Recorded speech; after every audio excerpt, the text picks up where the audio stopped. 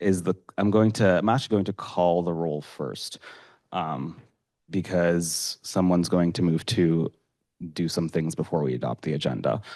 Um, so let me just start with that. Actually, before I do that, President Pro Tempore, are you ready? Do you have? Okay, cool, cool.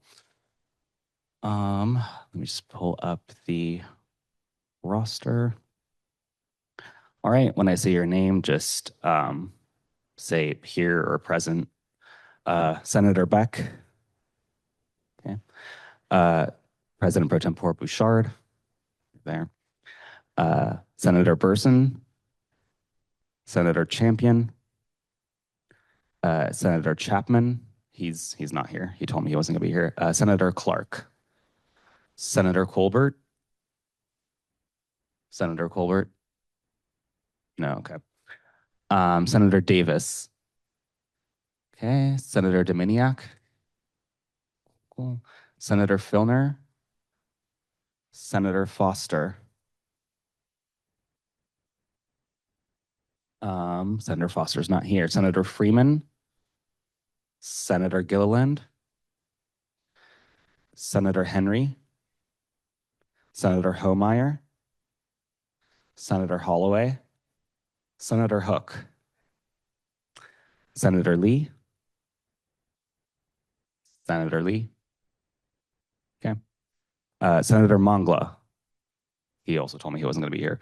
Senator Merebi is myself. I am here. Senator Mersman. Senator Nagel Frazel. Senator Ramirez. Senator Rampani is there.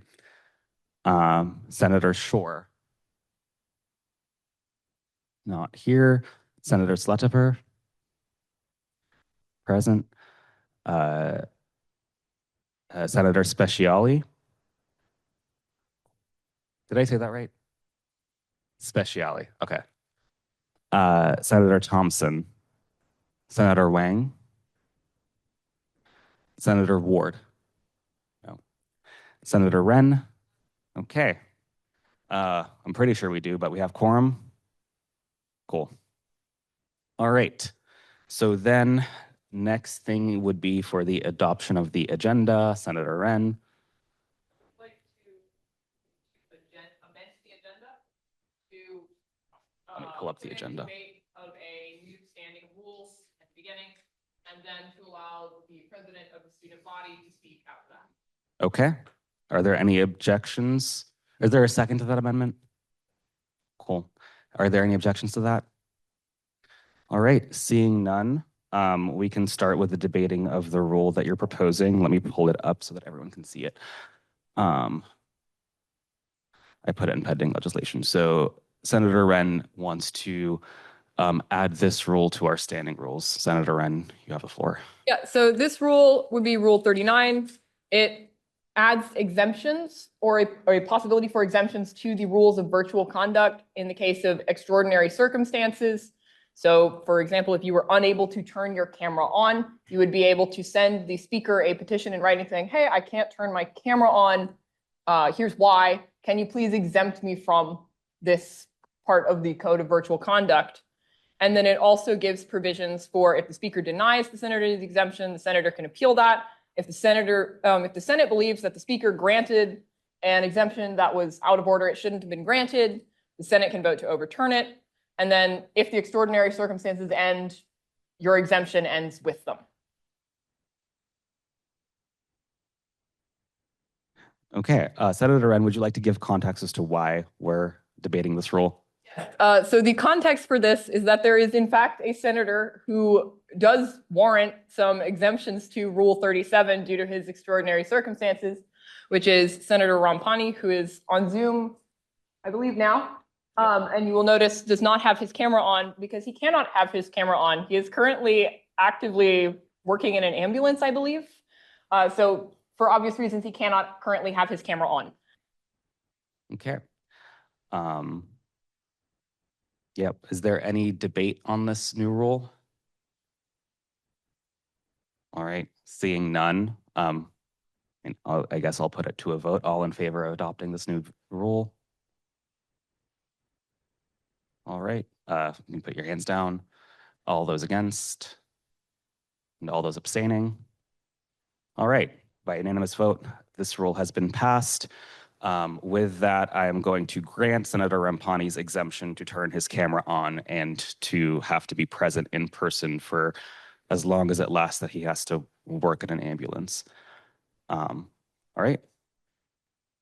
Oh, yes, there is the matter of the typos. All right, Senator Wren, you can continue with your amendments. Yes, so I believe it is Rule 38 has some typos in the rules that it references. You'll notice it references a Rule 39, which actually didn't exist until about 15 seconds ago when we created one.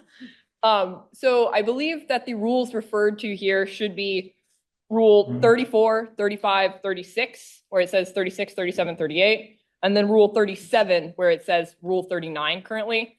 That would just make it reference existing rules. The rules 36, 37, 38 becoming 34, 35, 36 is just the rules of when you're allowed to have a virtual meeting. And then Rule 37 is the rules of conduct whilst on Zoom.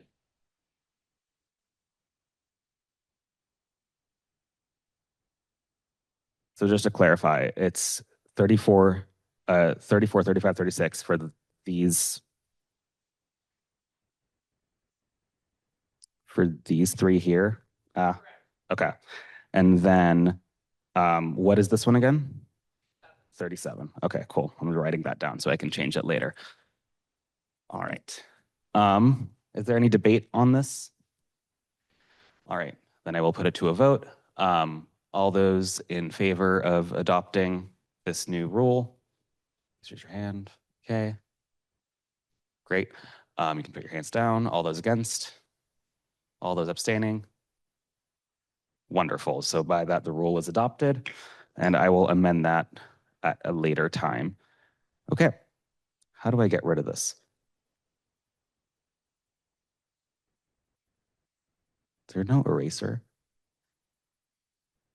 Oh, isn't that neat? Okay, cool. I don't feel like I should be at the age yet where I'm wowed by technology, but here I am. All right, so with that, you amended the agenda so that the student body president can speak. So we'll move right into the speech of the report of the student body president, and then we'll continue with our normal agenda then. Student body president, you can go ahead.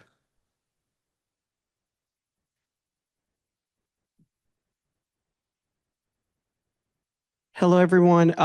The main item that I want to talk about is the last BOT meeting and the conversations that were had about tuition by the Budget, Finance, and Infrastructure Committee and by the board as a whole, and answer any questions that you might have. I know that the university continues to aggressively cut funding from the budget, despite the likely not need for those budget cuts to happen. It's frustrating.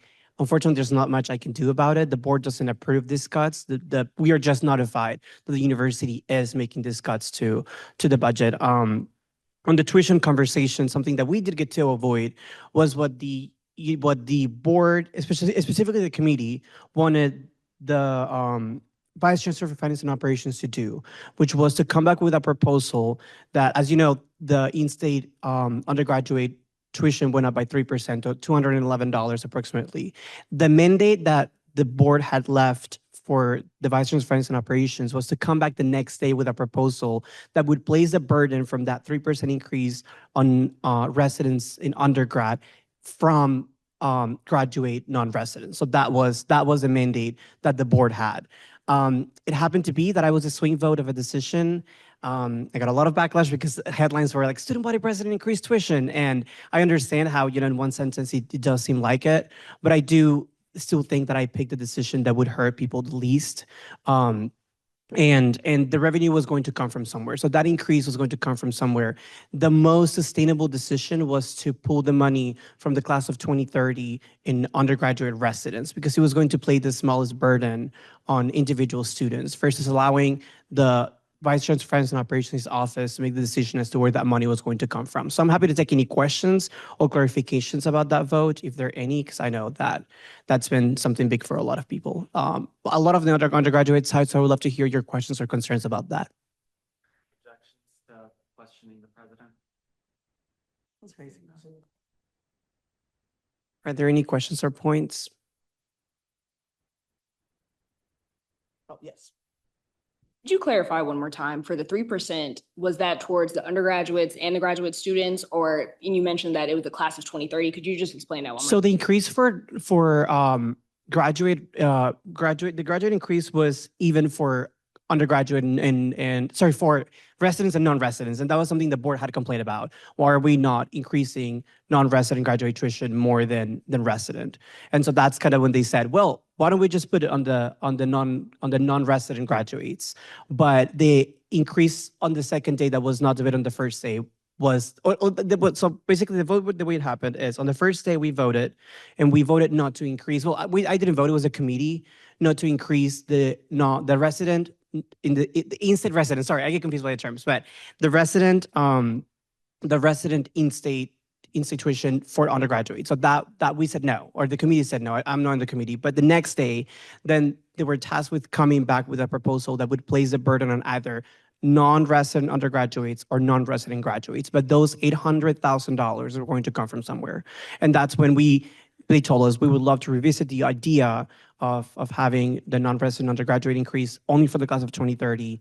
And that's when I decided that was the best outcome, rather than just having to revisit it. Because what was going to happen is if the vote didn't pass, we probably would refer it to a paper ballot in the next few days. And then we would just get heard a proposal, very likely for you guys, for graduate students, non-residents would have had to pay that burden of $800,000, which I know a lot of graduate students don't pay tuition, but there are some that do.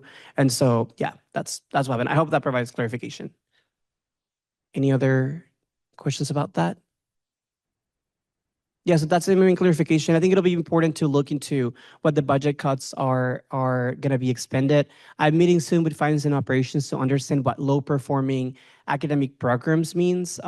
There is a projected $2 million cut for low performing academic programs. There's this vague rubric that will determine what those programs are, but we don't have clarity as to what that's going to look like. So centers and institutes are going to take another, I believe it's about $5 million cut, but also we don't know what those are going to be. We just know sort of these vague criteria as low performing based on performance, enrollment, number of credit hours, for example, for majors. So it's something we'll have to revisit as we go into the January meeting. Yes.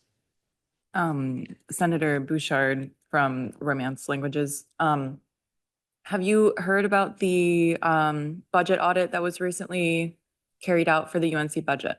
Yes, which basically could expose that there is no need for these budget cuts. At all.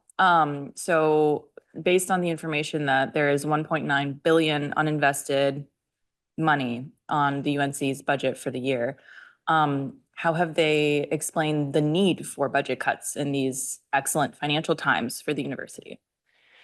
I think the main reason why they're doing it is because of the pressure coming from the legislature. I think that the legislature wants to see the university be more efficient. There's this belief in the system that we are this wasteful, not financially organized institution. And so the legislature is kind of coming after the university. And I think that the easiest way to show them that we're doing things right is by showing that we're trimming the budget. Originally, it was supposed to be a 50 million cut, and now we're about 70 million. So I don't know how further they're going to go, but we just went above 70 million. Again, the board doesn't approve these cuts. We're just informed about how they happen. Understand that this is not your responsibility at all, but I just want to make sure that the representative for undergraduate students is aware of the current state of the UNC budget.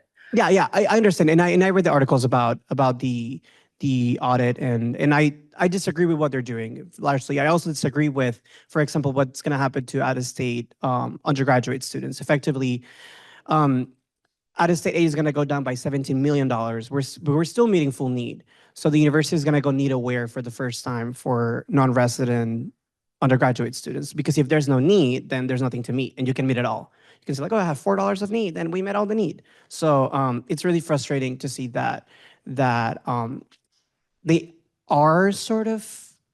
I find it interesting where they're taking these hits. For example, low performing academic programs. Again, it's frustrating to hear we have an amount, but we don't know what those are going to be yet. And so I think that we'll just have to watch closely as they announce those cuts. But I do think that it's largely because of pressure coming from the legislature. Yeah. So, yes. Hi, Senator Homeyer, Mathematics. Before you mentioned that there would potentially be cuts to academic programs, I know you said that there's just not really a lot of information right now. But do you know if, if there, of your own knowledge, like if there are any particular programs that are being eyed, or if this is just undergrad programs or a mixture of undergrad and grad? Do you have any additional details about that? So I don't know yet, but I will have this meeting and we'll hope to come with a more detailed presentation, hopefully come with a slideshow and have more detailed information about what I find out. But I do think it's important to know what are these and are there going to be further cuts? Because I don't know.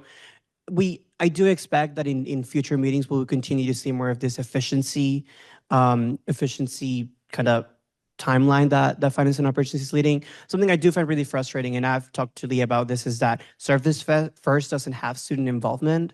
So Service First are task forces that determine where the efficiency is going to be, but there are no students serving on these task forces. It's merely administrators, merely senior administrators making the decisions, where are we going to cut money from. We pushed really hard to get student involvement in those task forces. We were declined. We were told there was going to be a quarterly advisory committee, which you know how quarterly advisory committees go. But yeah, so that's there for that. But now it's important to watch closely what this will look like, and I hope I can have more answers for you all. And if I know sooner, probably by break, I can send an email to Amar and get that information to you all. Great. Oh, yes.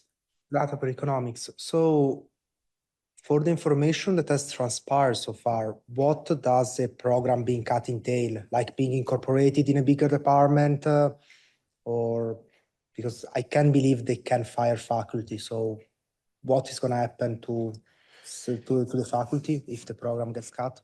What happens to like the fund, the grad students and so on?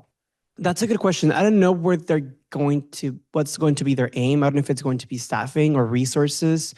I know that, for example, other things that have hit departments is the $4.3 million savings on food expenses. The university reduced that, and there's an upcoming energy savings. So I think that it's this really vague sort of information that we get saying we're going to save this many $1 million on this, but we don't know exactly where they're taking that. So, but I do want to get really a lot of clarity on this low performing programs situation, because it is very concerning to hear we're going to cut low performing programs and not hear what detailed plan is, except for a slide that has 4 very vague metrics. So I hope to get that information to you all so we can kind of know what their path for evaluation will look like. And if there's going to be a committee that's going to determine this, it's going to be bare statistics that they're going to like get together and say, okay, these are the numbers we have. Let's make these cuts here, then, or if it's going to be more holistic. And there's a lot we need to understand about that.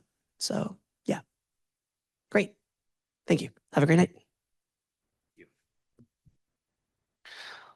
Alrighty. Thank you, Student Body President. Okay, so now we will resume. That's a little out of order because I did the roll first, but we'll resume the agenda with the oath of office. There is one of you who does need to take the oath of office, so could you please stand and then raise your right hand and repeat after me. An FYI, when it says I do solemnly swear or affirm, pick one. You do not have to say both. So repeat after me. I do solemnly swear or affirm that I will support and defend the Constitution of the flashback to my naturalization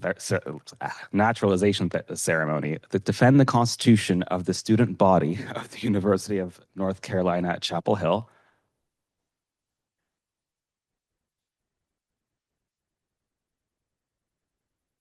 That I will bear true faith and allegiance to the same.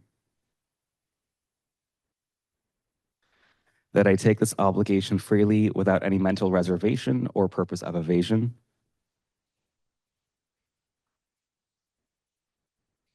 and that I will well and faithfully discharge the duties of the office on which I am about to enter.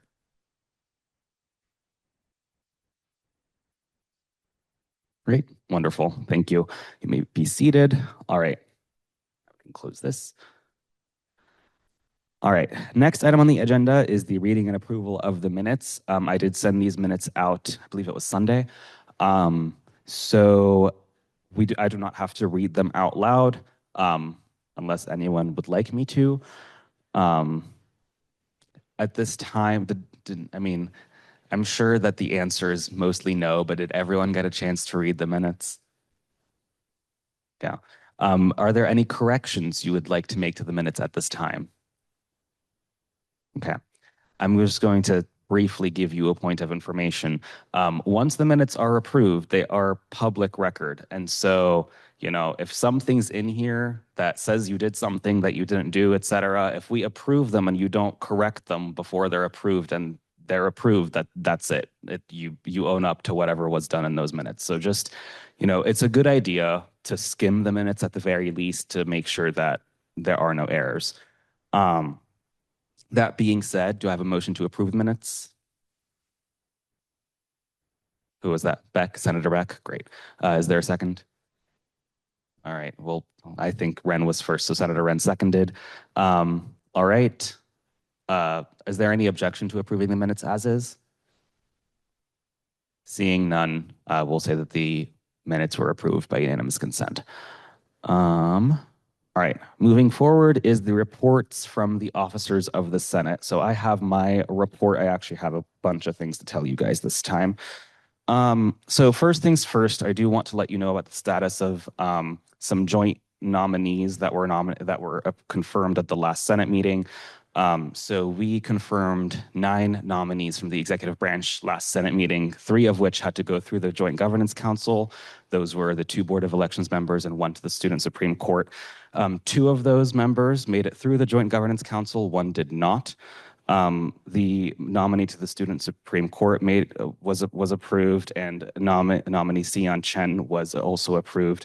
Javon Hyun, who was appointed to the Board of Election, was not confirmed.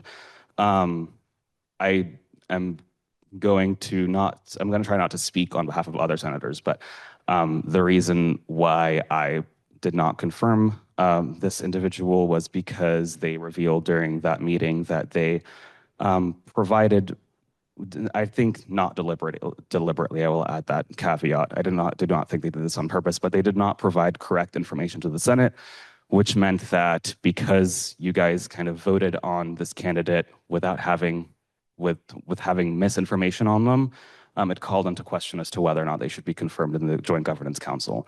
I will say that there's nothing, actually, no, I will not say that. All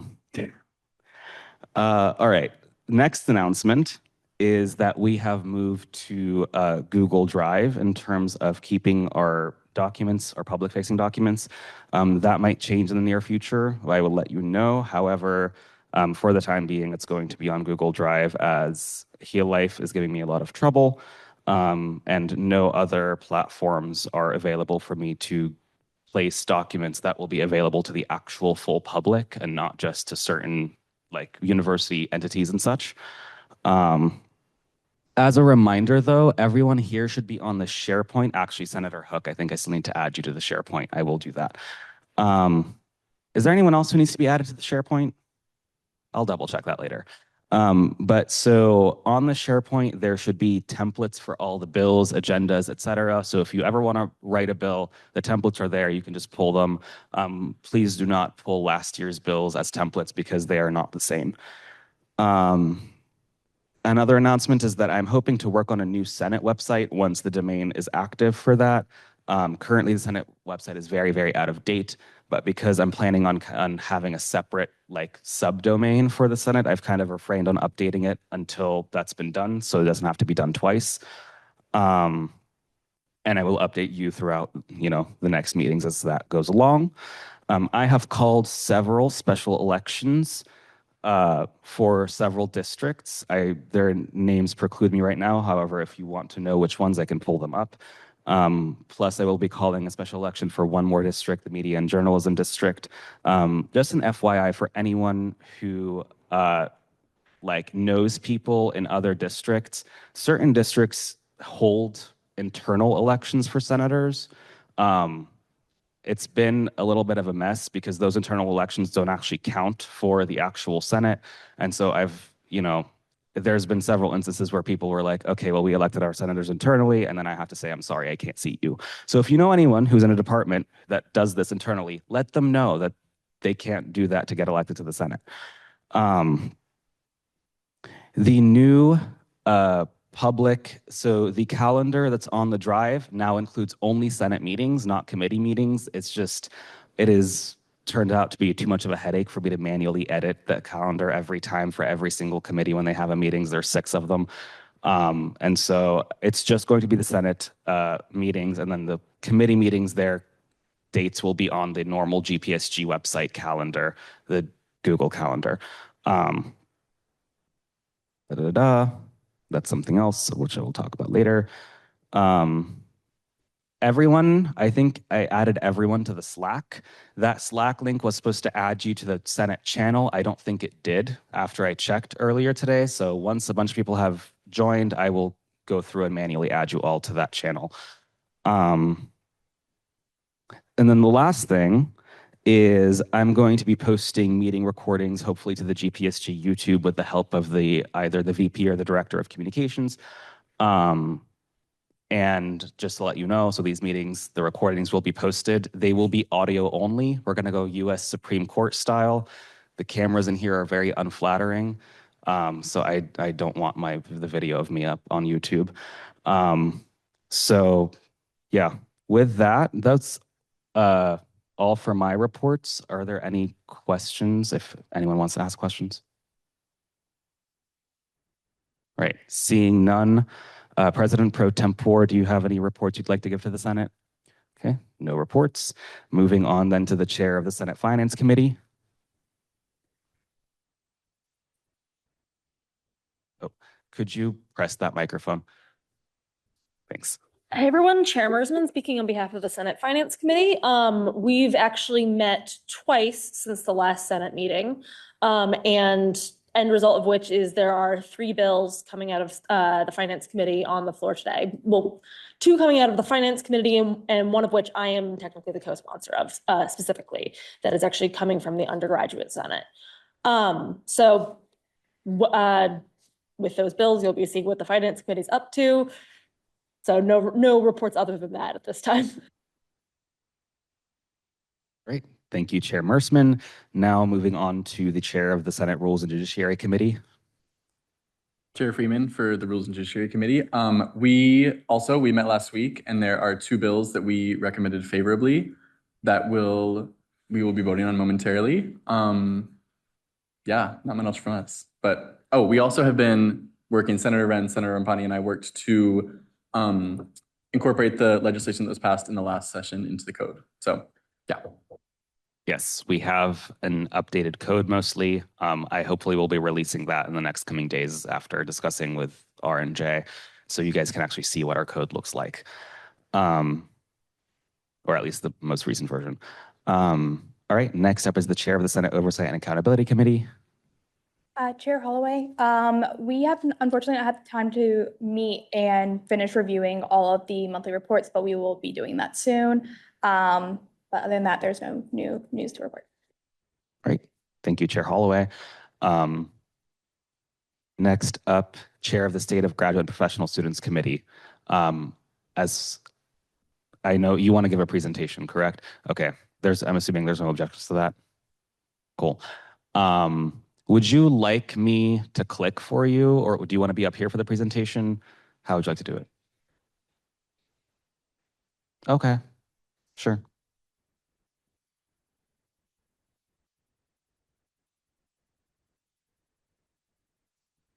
Oh, I need to unshare my screen so that you can share. Yeah. All right, now you should be able to share.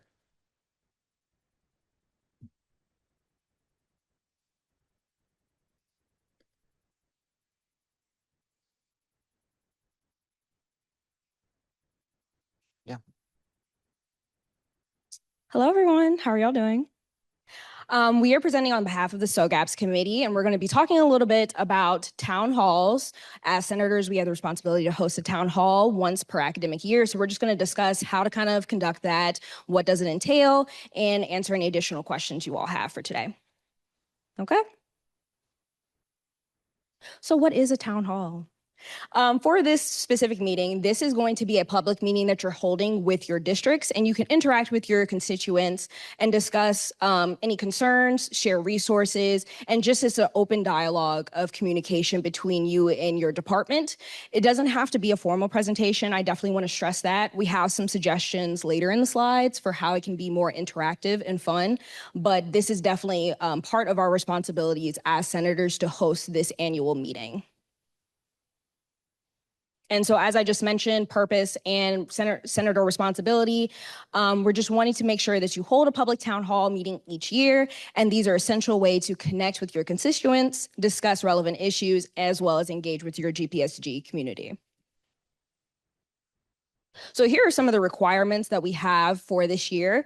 In the updated extension code, based on our timeline, since we're doing spring town halls, we're going to have that deadline for February 9th as far as when you can submit your report. And we'll talk a little bit more about what that report entails. But here I have the link for the report information on the GPSG Heal Life page, as well as what is going to be included when you're discussing what you held during your town hall. So this has your town hall information, meeting minutes, agenda, and attendance, some funding impact.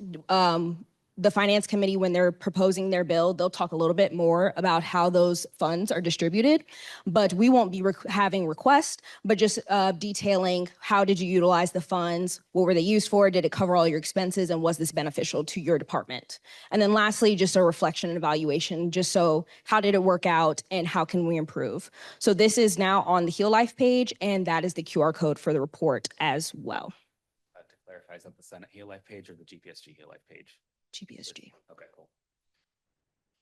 Oh, okay.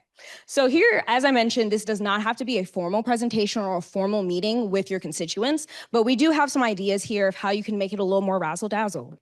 Having a craft or activity such as painting mugs, planting, decorating tote bags, or making vision boards, hosting a game night or borrowing games. If you all have similar ideas, we can definitely see if we can come together and have some games that we purchase, co-hosting or co-attending with another event. So if you already know you have maybe a winter gathering in January, having this added on as a town hall can kill two birds with one stone. And then lastly, people always show up for food and giveaways. So that's definitely a great incentive to use the funding that you'll be getting from the Finance Committee so you can get a better turnout and get that engagement that you're looking for the town hall. So this is also some helpful resources. This has a lot of the links towards different departments and different campus resources that we have here on the QR code as well if you click the link. And as we get more into some checklists and some tips and suggestions, these are mostly not required. There are some optional things in there, but just making sure that you have all the criteria that's needed on the report form. I think that's the most important part. But Katie is going to go a little bit more in depth on what is on the checklist and to give you some more framework of how to format your town hall. So we have a few tips and a checklist that you can use to make sure your town hall's successful. So as early as possible, you'll want to select a date, time, and a location for the town hall, reserve a room, make sure that you're publicizing the event.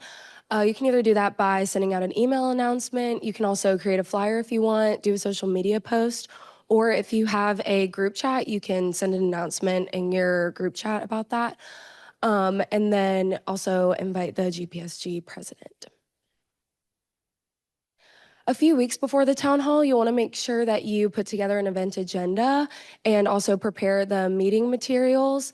And some resources and templates are available on Heal Life for this. So put together a sign-in sheet, PowerPoint, your funding resources handout, and your GPSG organizational chart handout, and the essentials, resources, and contacts handout.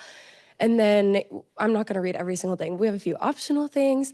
And then make sure before the meeting you have your discussion topics ready and Then if you have the funding, you'll want to make sure that you place the orders for any materials that you're going to be purchasing, and then continue to publicize the event. During your town hall, make sure that everyone signs in at the beginning and at the end of the event. And you also want to make sure that you're taking minutes, or designate someone to do that for you. And make sure you pick up your swag or any food that you might order. After your town hall, just remember to clean and lock up whatever space that you use, collect the sign-in sheet, and prepare and finalize those meeting minutes. And then you'll submit the town hall report with the meeting minutes to Heal Life, and that'll be open until February 9th. And just a few final tips for your town hall. If you need any help reserving a room, just reach out and we have people who can help you guys with that. Make sure you're realistic about how many people might show up, especially when you're estimating what you're going to be purchasing. Remember that this is a chance to build community in your department, so try to make it fun and interactive. If you also don't want to call it a town hall, that's okay. If you think that there's something that will draw more people in or make it sound more fun, definitely feel free to change the name from a town hall. And make sure that you advertise, and not just advertising one time, but continue to advertise and promote your town hall. So you can do that in a variety of ways, but you can also add it to your department calendar or newsletter. And if you guys have any questions, this is all of us up here. So definitely reach out to one of us and we can help you out. Yeah. Do y'all have any questions for us? Senator Beck from Pathology, I just have a few questions. I was going to bring them up later in the bill, but now is probably better. Why was the date selected February 9th? So on some there was a previous extension bill that was just near the second week, within 2 weeks of the February meeting, and we felt that was just around that time. So it was a week after our February Senate meeting.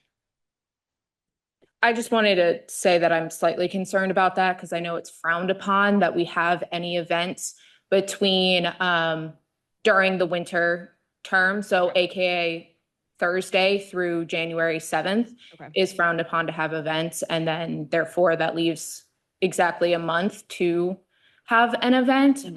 So that's hence the reason why I'm slightly concerned with that, especially for a lot of us who are new senators and aren't as familiar with all of the forms that can be kind of tricky.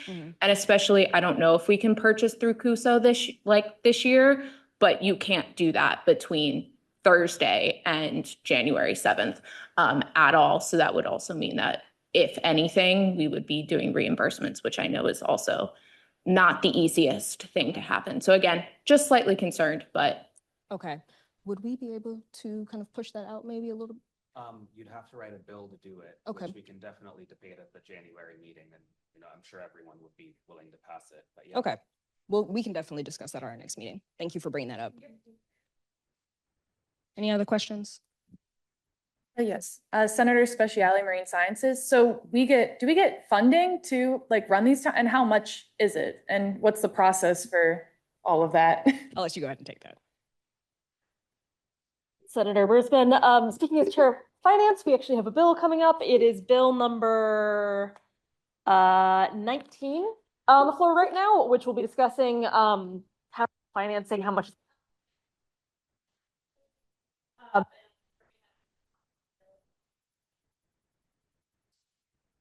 Great question. Any other questions?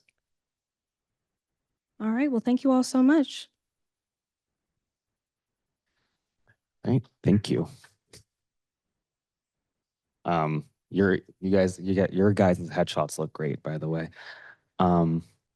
Yeah, town halls are great. Last year, my unit did Brandwine's Bagels for our town hall, and we actually had most of them left over, and I had a Halloween party last night, so I had bagels at my Halloween party. Fun. All right, next up, Chair of the Senate Travel Awards Committee. Chair Fillmore, I guess, Travel Awards Committee. We have done, well, we met very recently, and we have a bill as a result of that is I think, on the floor today. 24 or something is the number like that. Over the past month, the committee members evaluated the variety of travel awards, or travel award applications, and made a selection ultimately of 5 that we thought were pretty recommendable, and voted on that and whatnot. I don't know, should I explain this now or at the bill time? If it's specifics about the bill, you can just wait until the bill to explain. Okay. Yeah, we wrote we graded the applications, we voted on them, and then we have a bill now. So that's that. Wonderful. Thank you. Just scroll back. All right. Last up, Chair of the Student Organizational Awards Committee.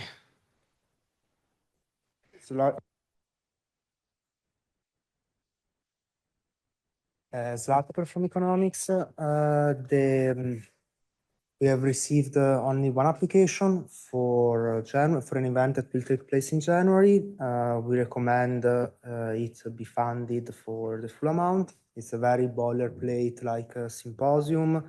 They are asking money essentially just for food and for printing, like flyers, a banner, and so on.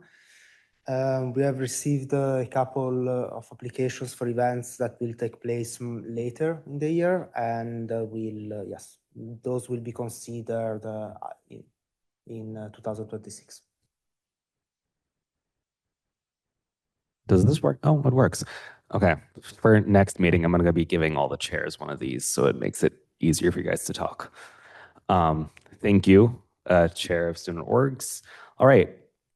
Now we move into reports from the executive branch. Student body president already gave his report, so I'm going to pass it on to the president of the graduate professional student body. Exec, I'm actually going to give you this so that whenever y'all give your reports, you can just pass it around.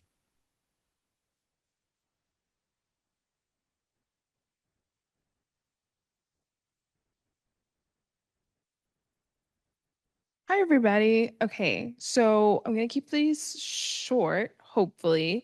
I haven't seen you since the last Board of Trustees meeting. Adolfo did hit on one of the things dealing with tuition from that Board of Trustees meeting. Another big thing that he did not talk about was the housing increase that will happen. So as many of you know, there is graduate housing, it's Beatty Hill. There will be a 7% increase starting in the fall for Beatty Hill residents.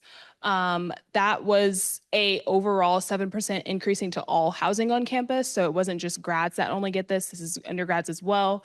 The thing with Beatty that I did follow up on and get information on is that they said that it would stay here for a couple of months. They couldn't give an exact timeline on how long a couple of months was. Beatty Hill is not going anywhere. It's that they are taking it away from grad housing and giving it to undergrads while they change up undergrad housing on campus. And so grads will be without housing for a while until Carolina North is kind of built in the next 5 years. The way that they will tell grad students about this will be via an email with links to how they can sign up for housing in Carbell and Chapel Hill and Durham. And that is their plan for it. So take that as you will.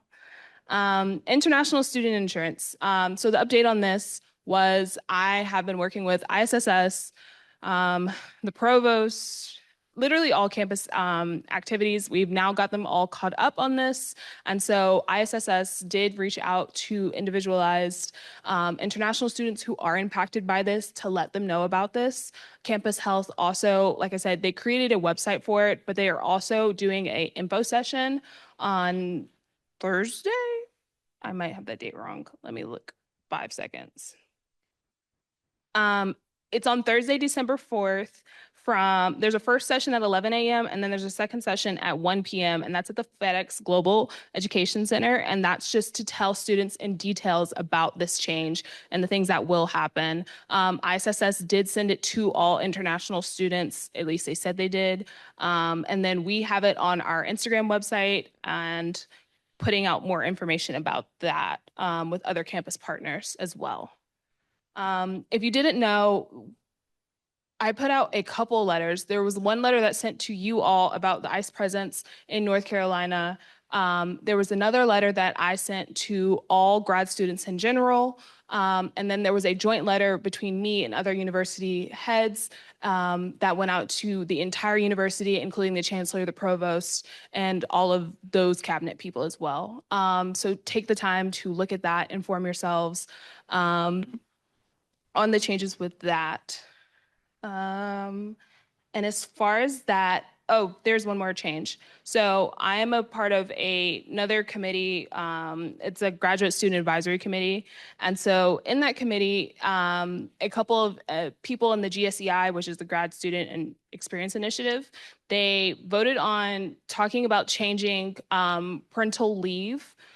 So expecting parents who are adopting, paternal parents, anything that fits into another person coming into the world. So the time of leave for that is normally 6 weeks, and most students have felt like that was not enough time. And so the committee voted, and we chose to approve 9 weeks, which was what the graduate school was allowing the increase to be. So we will now take this to the Board of Trustees to get that finally approved so that leave of absence for child care can change from 6 weeks to 9 weeks. Just kidding. I also have the updates for the chief of staff who has a migraine. With his, there are, yeah. Sure. Thank you. Sorry. Information. Yeah, Senator, there's questions from the president. Yes.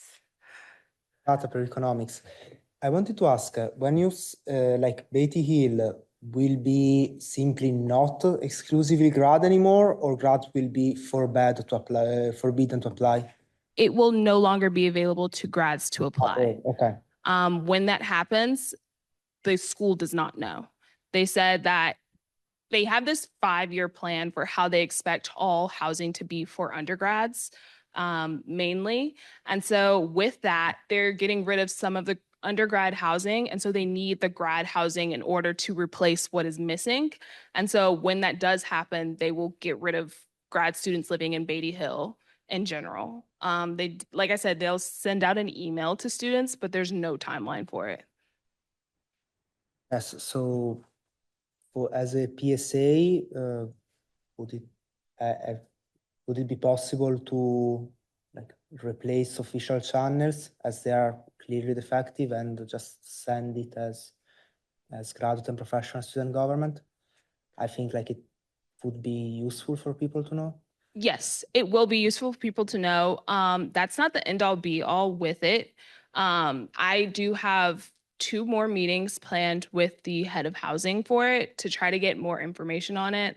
I trust and believe my main job is to inform all grad and professional students about any changes. If you did not see that, what happening with the international student insurance, if anybody, I'm the biggest supporter of informing students. So once it's like official to where they are no longer trying to attempt to do anything with it, that's when I'm going to first tell students. As far as what we heard in the Board of Trustees meeting, there will be housing for grad students next year. So this is something after that. Yes. Senator Wren, linguistics. Can you speak to the number of graduate students who currently live in Beatty Hill so we have an idea of how many is affected? Is that a number anyone knows? That is not a number that I know. Yes. I believe it's between 400 and 500 students, but that's also been changing as several of the buildings have had issues and are currently closed down because of asbestos. And so the number actually might be slower. And also they've moved the Veterans Services building now to the SASE building because they also are trying to clear out that area of housing as well. So. I seem to recall hearing last year from some university official at one of these meetings that the plan was actually to close Beatty Hill entirely. He implied that it was structurally unlivable. Is that the case? So those are not the words that he has said to me. When we had our first initial meeting about the 5-year plan, he was just saying in general that they needed Beatty for undergrads. So I'm guessing it is no longer unlivable, if you get where I mean. Yeah. So there's also a committee for this theoretical Carolina North housing that will be for grads, maybe grads, undergrads, maybe undergrads only. And so Adolfo and I are on that committee, and we've been talking about building plans for it and everything. They still don't have an idea of what grad housing looks like. I have been in talk with the head of the Board of Trustees, the chair for the Board of Trustees, and telling him that other grad institutions do provide housing for their students, and for us to not have it makes us not competitive. And so now that's putting that on his radar, and he is now putting pressure onto the Vice Chancellor for Finance about this. And structure-wise, Vice Chancellor for Finance is over the head of housing, so. Yes. So Wang, biostatistics. So just to confirm, you're saying in about a year, the grad students are living in Beatty Hill will be kicked out? Yes. Not just not available to apply, but They will all be kicked out, and it'll only be for undergrads, meaning that UNC Chapel Hill will not provide grad housing. I don't normally ask questions, but I want to ask a clarifying question. So they will be like, they will have continue, they will be in the middle of their lease or whatever it's called, and then, okay, so their lease will end, and then they will no longer be allowed to work. Yes. But I think in the contract, it states that they have the ability to end the lease early, and then we'll prorate the price. Your point of information, Senator Bouchard, Romance Languages. I have a lot of my constituents really concerned about this because I've been kind of sharing the updates that I have. Just so we're super crystal clear, will there be housing for them at Beatty Hill in fall of 2026? As far as what they said into the Board of Trustees meeting, yes. Because you said a couple months. Yes. So I'm a little because confused. a couple months ago, he said that they were closing Beatty Hill altogether. And now they are saying that they are moving it for undergrad students. It is, like I said, that's why we haven't put out an official statement for students, because they keep changing it so much. And so I'm just keeping you updated as I go.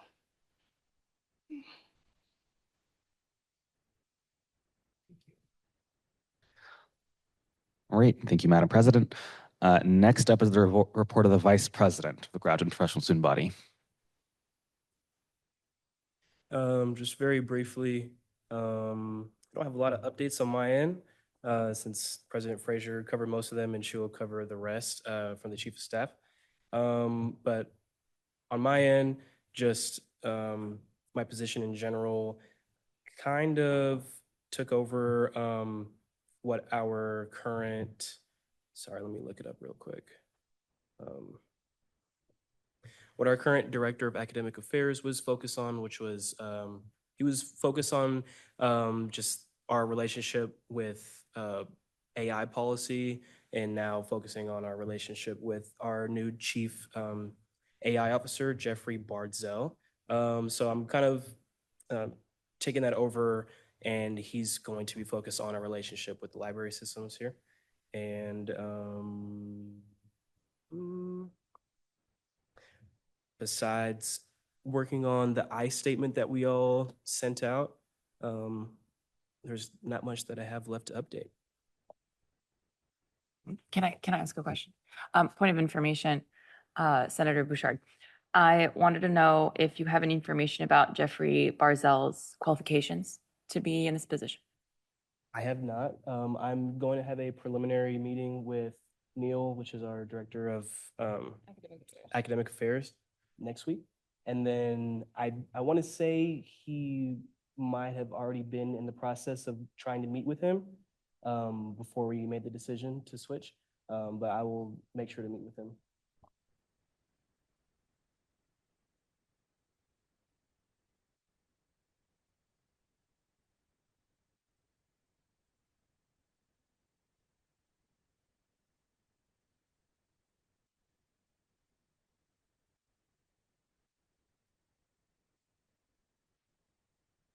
Discovering all these mics, and this one does not.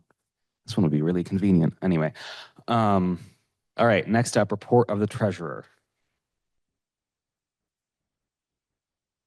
Hey everyone, hope you are doing well.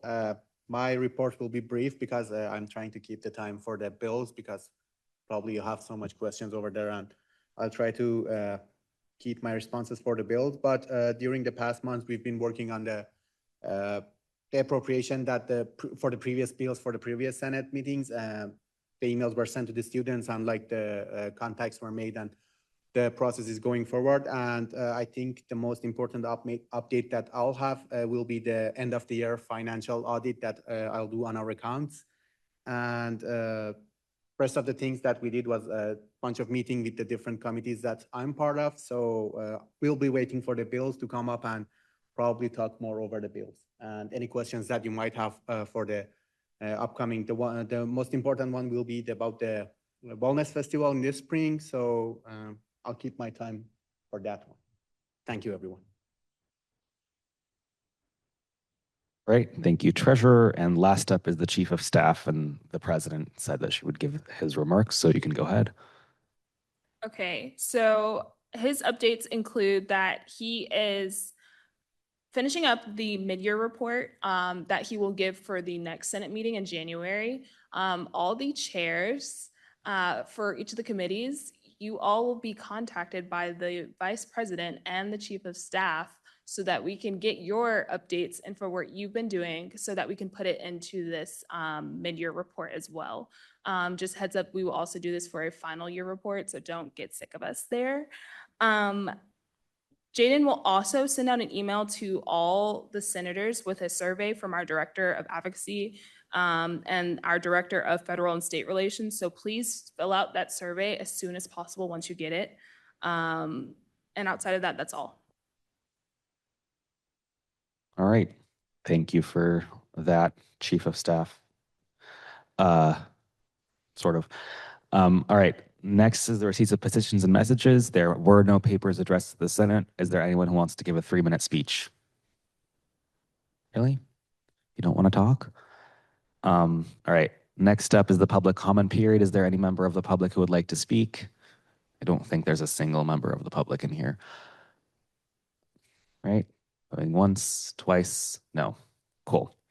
All right, next up, special orders. There's actually a special order that I forgot to put on here, but special orders have certain priorities, so they actually don't have to be on the agenda for us to talk about them. So these always go on here because these two committees are not full. Election members to the Senate Rules and Judiciary Committee and election of members to the Senate Oversight and Accountability Committee. However, every senator here is already on a committee, and so if we would like to motion to table these, we can, because unless someone really wants to double up on committee tasks, which I doubt. Okay, seeing none, can I have a motion to table? Senator Beck. Oh, Senator Freeman. Okay, well, second, great. Okay, so Senator Freeman motion to table Rules and Judiciary. Senator Beck seconded. Same thing with Oversight and Accountability. Can I have a motion to table this one? All right, Merseman motioned. Can I have a second? All right, Clark, Senator Clark seconded. So those are, actually, I didn't actually ask if there were no objections, but I'm assuming there were no objections to R&J. Are there any objections to tabling Oversight and Accountability?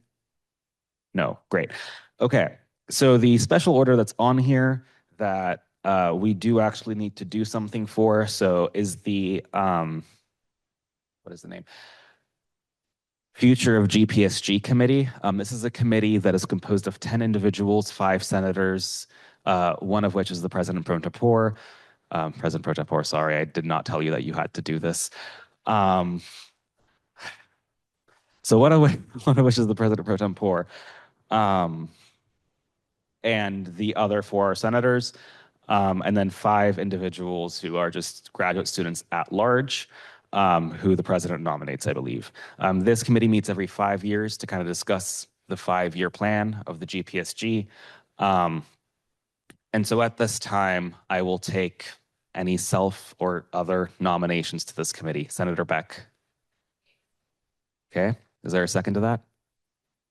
All right, I don't know who came first. We'll say Homeyer, Senator Homeyer seconded. All right. Yeah, I guess I'll just take nominations and then we'll do voting if there's conflict. All right, Senator Homeyer. Homeyer Mathematics, I'll self-nominate. All right, is there a second to that nomination? Senator Wren seconded. All right, so that's, what is it? Because the President pro tempore has to do it, so that's 3 out of 5. Right, Madam President? Cool. 3, we need 5, right? One of which is President pro, okay. All right, so I need 2 more people. If you give me, there we go. Mayor Clark, I'll self-nominate. You'll self-nominate? All right, is there a second to that? All right, Senator Mersman seconded. All right, one more. Once, twice, 3 times. Okay, I don't technically have to do this, but I will nominate myself. Senator Wren seconded. Thank you for that. Actually, can someone nominate me? All right, Senator Wren nominated me. Is there a second? Wonderful. I'll second. All right, Senator Mersman seconded. Thank you for putting me on this committee. All right, are there any other nominations to this committee? All right, seeing none, the 5 members are elected to this committee, and we have a future of GPSG committee. Thank you for that. Moving on, unfinished business and general orders. There is no unfinished business, so that's wonderful. And we can start with our first item of new business, which is GPSB 5618, a bill to authorize the appropriation of funds to student organizations for an event occurring in January 2026. Let me pull up this bill. Okay.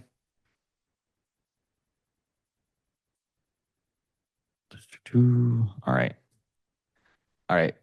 Chair of Organizational Awards, do you want to speak on this bill? Anticipated before, so it's a symposium. They are self-financing all the speakers' expenses, and they are asking for a contribution just for some material, like the banner, the flyers, and so on, for some catering and for some gifts. Well, everything well below the limit we set in our rules, and all within reason.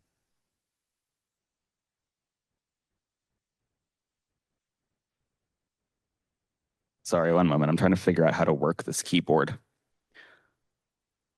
Is it just out of battery? See, but it's not doing anything. I need to, oh, see, now it did something. Everything I want it to not do. Hold on. Let me try changing the battery real quick. Oh, yeah, because I'm accessing it publicly. That's why. Thank you for that. Getting a degree in something related to technology, but I don't know how to use it. All right. So Chair of Appropriations, actually, I realized that we don't have this on here. Do you happen to know what your remaining budget is?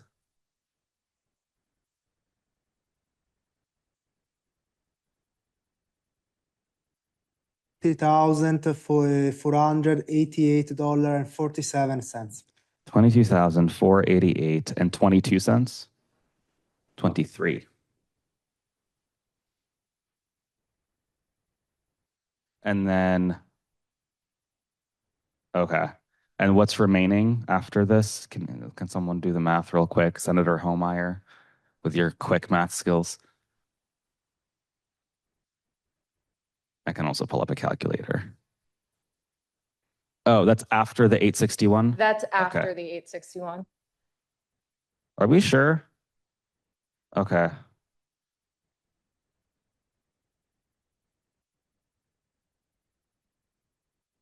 Okay, actually, I think that's fine. We don't need to include because all we care is about what's remaining, right? Great. Okay. And I just want to double check. This isn't a typo here, is it? It's supposed to have an X. Okay, cool. All right. Is there any debate on this bill? All right, seeing none, I'll put it to a vote.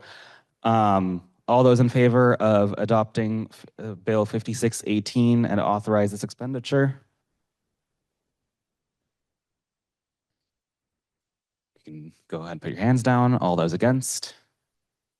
And all those abstaining? All right, Senator Slaughter, Chair of Organization Awards, abstained.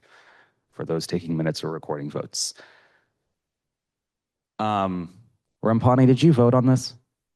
He might. I did. I not. voted affirmative. All right, wonderful. Thank you. All right, then moving on. Next bill is 5619, a bill to authorize the appropriation of funds to districts for the purpose of town hall meetings. So this is the famous town hall bill. All right, Senator Mersman. Great, Senator Risman from Anthropology, speaking on behalf of the Senate Finance Committee. So in previous years, I'm given to understand that the way town hall appropriations worked was either everyone was receiving a flat amount or everyone needed to request for every amount or what have you. This year, we've allocated money for town halls based on a combination of unit population and attendance at last year's town halls. If you want to see the precise spreadsheet, I can share that. But long story short, every unit is allocated a certain amount of money, even those that don't currently have standing senators, just in case they hold a special election and do. Those that don't currently have senators are receiving a much smaller amount. That's simply reserving for them just in case they do get one. Those that do have standing senators are receiving significantly larger amounts as they are anticipated to have town halls. The amounts they're receiving are based on what Speaker Moretti told me about the money received by various units last year and what they found sufficient or insufficient.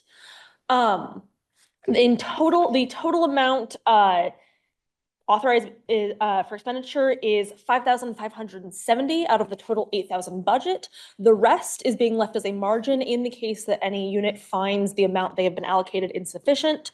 They can use the form that we heard about earlier from SOGAPS to request more funds or reach out to the Finance Committee to appropriate more as needed. As you can see, it is a very, very long table. So everyone should have access to this through the Google Drive if you want to check what you are receiving. If there are any senators who feel that what their unit is receiving is insufficient, I would love to hear about it now. Also, if anyone has any questions on what they're receiving, if I'm scrolling too fast, let me know and I'll pull up your unit.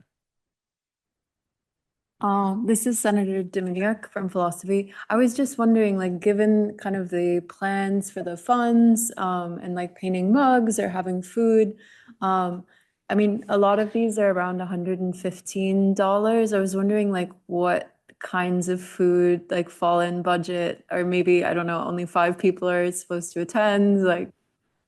You said you're from Philosophy? Philosophy is not in this table. That might be something we want to address. I think it is, yeah. Oh, it is? 50. Oh, it's not alphabetical. Never mind. Okay. Alphabetical by college, so arts and sciences is first. Okay. No, sorry about that. Didn't mean to alarm you. So understandably, this is a minimum allocation. In the event that you do want more funding, like I said, there's about 2,000 or more than 2,000. I'm sorry, I'm doing math in my head. There's quite a bit of money left still to be requested if this is insufficient for your needs. If you do decide you're doing an entire meal or something like that, then yes, more appropriations might be needed. The way these amounts were created were based on predicted attendance rates based on population using the averages from last year's with additional calculations if last year's actual attendance was reported. So in the case of Philosophy, it looks like Philosophy did not report their attendance last year. So the predicted attendance was 10 people based on the average rate. If that ends up not being the case, be sure to reach out to us and request more as needed. I will offer a point of information. I think it's a great idea to paint mugs, but based on all the budgets last year, that might be a little bit of a stretch in terms of everyone's town hall budgets. These numbers are pretty on par with what we auto approved last year, because I think last year was an auto approval of $150. Yes, Senator Beck. To also give context, I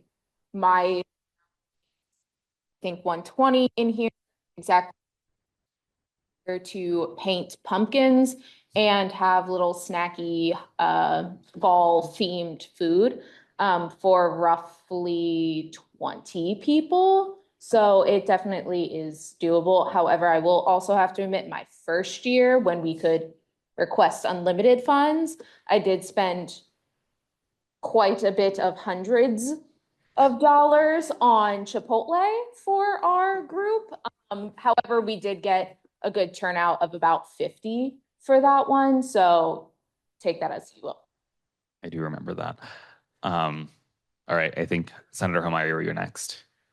Just adding on as a point of information for my unit, sorry, Senator Homeyer Mathematics, just adding on as a point of information for my unit last year, we were also allocated $150, as I recall, and we spent almost that full amount on pizza, and we were able to, I don't recall, again, specifically off the top of my head, the exact attendance, but I think it was at least around like 24 grad students. So with that amount, we were able to still provide like a meal to our constituents who came.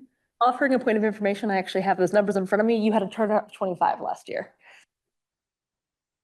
Okay. All right, wonderful. Yeah, Senator Freeman. Freeman Public Policy. Point of information, do you have access to the data just so we can see for reference, like who? I have access to what data was provided to me by Speaker Moretti. As I said, that data is incomplete because not every unit actually reported their attendance last year. Because the requirement, I'm given to understand the requirement to report attendance numbers is relatively new. The requirement to report attendance numbers was new, I think, for last year. However, not every district that's here this year was represented last year. So that's why we don't have data on them, because they didn't have town hall last year because they didn't have senators. Yeah. I'm happy to share my full spreadsheet in the future. For general numbers, there was about a 30% attendance rate averaged across all districts that did report. So that was the average attendance rate I used to calculate the allocations. Okay. Senator Beck. So now that we did that,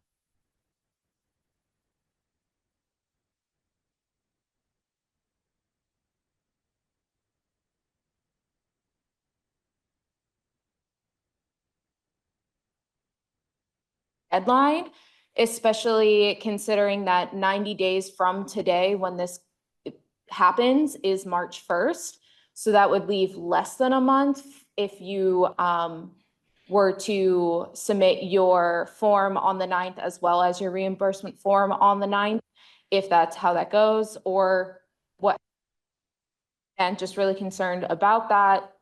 And then what was I going to say? Oh, especially for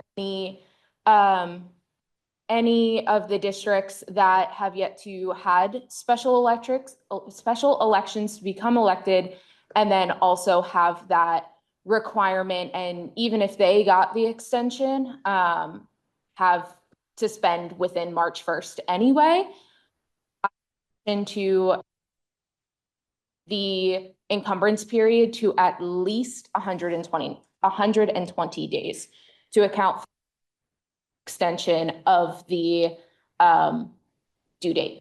All right. So I'm going to translate that into a motion. Senator Beck motion to amend by striking out and replacing the 90 days on line 228 with, what was it? 120. Is there a second to that motion? I will second.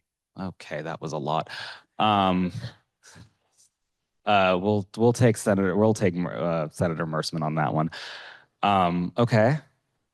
At this time, then I will put that to a vote. All in favor of amending this to 120 days? Okay. You can put your hands down. All those against? And all those abstaining? Senator Sledeper, were you yes, no, abstain? Yes? Okay, cool. So that unanimous vote. Sorry, I may have missed you. I don't know. I just wanted to make sure. So with that, it is adopted that this shall be 1 second. This shall be extended to 120 days. And so that puts us, just as a point of information, what date does that put us at? April 1st. Wonderful.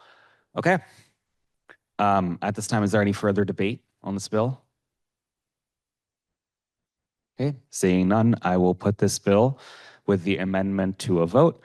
All those in favor of adopting this bill and authorizing this appropriation, please raise your hands.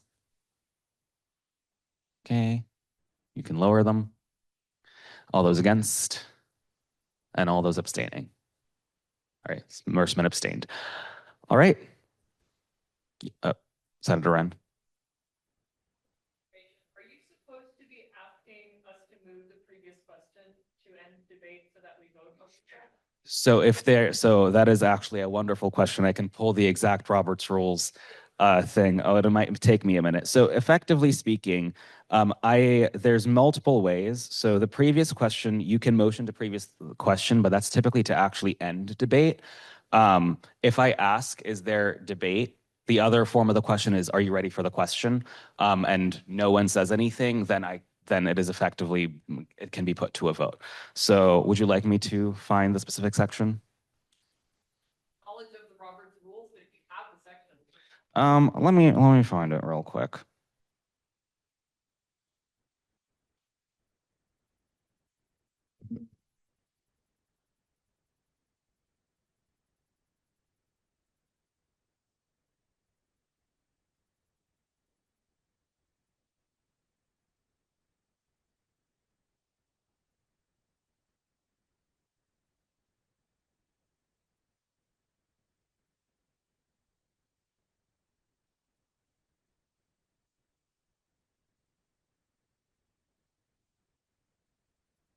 All right.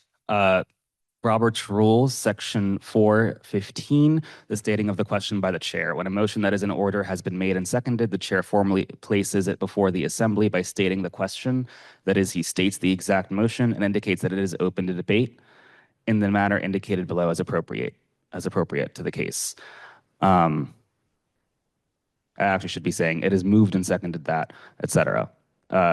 The chair, so the basic form used by the chair in stating the question on an ordinary motion is, it is moved and seconded that, repeat the motion. The chair then normally turns toward the maker of the motion to see if he wishes to be assigned the floor.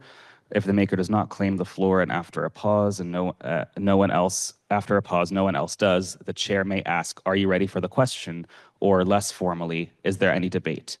So for example, it is moved and seconded that the society allow $50 for X, or that $50 be allocated, or it is moved and seconded to allocate $50 for blank. The chair recognizes Mr. A. Does that answer your question? Wonderful. I love being quizzed on Robert's Rules. All right. This was adopted, yes? That's a question. Okay, cool. I heard a yes. Thank you, President Pro Tempore. All right, moving on is 5620, a bill to authorize the appropriation of funds for the Spring 2026 Wellness Festival. All right, yes, Senator Merschman. All right, this is again sponsored by Senate Finance, so I'll speak very briefly on it. This is based on the numbers brought to us in a presentation committee by the executive branch concerning their plans and goals for the upcoming Spring Wellness Festival. If members of the executive branch would like to speak, I'm sure they could speak more persuasively on this, but essentially they argued that given that GPSG was unable to participate in its usual role in the Fall Wellness Festival, and given that the Fall Wellness Festival had record numbers of attendance, and they anticipated that to continue into the future, they felt that the graduate and professional student wellness spring wellness event was the best possible purpose to which the social programming budget could be put. So they asked for an appropriation of the 7,000 out of the total 7,000 budget to be put towards this event. So. All right, wonderful. Is there debate on this question? Yes, Senator Beck. Yeah, I just have a few questions, mainly regarding the budget, since this would wipe out the social programming budget. I know there are some things that we did last year that we're definitely not doing this year, but Other things like, I know Neil had that financial literacy, things last year. Did that come out of like this type of budget, or did that come out of a different budget? That came out of this type of budget. If you also look at the budget for last year compared to this year, it is smaller. Thank you, Omar. So we don't have as much money as we did last year, as last year's administration did. I did talk with the head of the financial literacy, I guess, program. I don't know how to say it, but I did talk to him because, as you know, the Big Beautiful Bill will be going into effect in July. We did want to plan a symposium for this fall that did not happen because of financial constraints with his department. He had gotten some grants that didn't come through. And so they are here now. And so he wants to do it for next semester. And so we are still doing that. It's just not coming from our money. I'll give a little bit of a point of information on that. So last year, the budget was $29,000 for this because I forget what the budget was initially, but at one point during the year, actually in the very first Senate Finance Committee meeting, the president at the time put forward a bill to reallocate, I think it was like $40-something thousand from reserves to basically boost all the budgets. We did not do that this year. The reason why this budget is lower this year was because, and this is not at all the current executive branch, they have nothing to do with this. So like when I say this, do not bother them. The previous executive branch kind of spent a little flagrantly, and the Finance Committee thought that they should be reined in. That's the recap that I will give. All right, is there any debate on this? Anything else? Nope. Okay. I guess I'll say it more formally. It is moved and seconded to adopt the GPSB 5620, a bill to authorize the appropriation of funds for the Spring 2026 Wellness Festival. Are you ready for the question? Wonderful. All those in favor of adopting this bill? Okay. All right. You put your hands down. All those against? All those abstaining? Okay. All right, with that, this bill is, oh, yes. Senator Immersman, do you have to abstain or no? I will actually ask you, remember that, given that I am not the one who came up with these numbers, I am essentially just acting as the voice for the numbers and budget provided to me by the executive branch. I wrote literally none of this bill aside from putting their numbers in a table, so. I'm keeping record, such. I will offer that. In effect, no one, so unless the bill, especially when it comes to appropriations, authorizes an appropriation that the senator would personally benefit from, they are not obliged to abstain. Org awards, travel awards, finance, as long as that, like, for example, if the chair of travel awards was receiving a travel award and that was in that bill, the chair of travel awards would have to abstain. However, in all other circumstances, they do not. And same applies to finance and same applies to org awards. They do not have to abstain. Yes, Senator Beck. Senator Beck from Pathology. I just also wanted to add that it is very similar for any senator additionally, that you can vote on said travel awards and appropriation, student organization awards. You can still vote on them even if a organization or yourself is being awarded those things, because you are voting on the bill as a whole and not just for yourself. Now, if you were the only one on that getting appropriations from that bill, then yes, you would have to abstain. Okay, yes, thank you for that, Senator Beck. You are correct. All right, is there any further on that? Okay, so I didn't get to bang my gavel, so we will, and with that, GPSB 5620 is adopted. Yay. I just remember to do that, it's fun. All right, 56, wonderful. So next up is 5621. A resolution to amend Chapter 1 of the Constitution of the Student Body. This is a concurrent bill between the undergraduate Senate and the graduate Senate. It's actually the first concurrent bill ever under the new Constitution. I'm really excited about it. So I will have Senator Mersman go ahead and introduce Alright. this. Third time's the charm. I know y'all are sick of hearing my voice at this point, but bear with me. This is a bill originally coming to us from the undergraduate Senate that was put in motion last year. If you read the bill in its entirety, Speaker Murphy, could you scroll up to the whereas section? So last year, as you can see here, in fall of 2024, the Student Fee Audit Committee conducted an audit of the student organizations fee. This is student fees that go to things like student television, the Carolina Union Activities Board, radio stations, so on and so forth. However, they uncovered that student television as an organization is defunct. It essentially was not doing student television anymore, and therefore was not spending any of its fee allocation.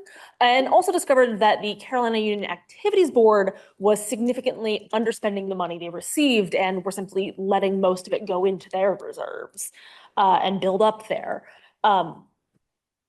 And that Carolina Union Activities Board was not providing events that matched the amount of fees they were receiving. So based on these things, the undergraduate Senate put together this bill to revise the constitution of the student body regarding those student fees. Speaker Murabi, if you could scroll down to the actual amendments now. Effectively reducing the amount of fees paid to QAB by students, removing the ones paid to student television, and also removing, it's further down. And also making it so that unspent funds sent to the two organizations in question reverted back to student government rather than going into their reserves. Now, in the case of student television, this is fairly uncontroversial, though the few students who were technically part of that organization met with, I'm given to understand, they met with folks from student government and were like, yes, we're no longer doing this work. We are happy to send the reserves back and remove student television. In regards to Carolina Union Activities Board, this has been slightly more contentious in that part of the issue is not that they are not doing their job, but that they are doing it insufficiently. The activities that they put on are not using that money to its fullest impact, and in particular, they are not good at creating events that serve graduate students in particular. I know President Frazier can speak more on this and has spoken to them about their willingness to hold events for graduate students, and that willingness has been low.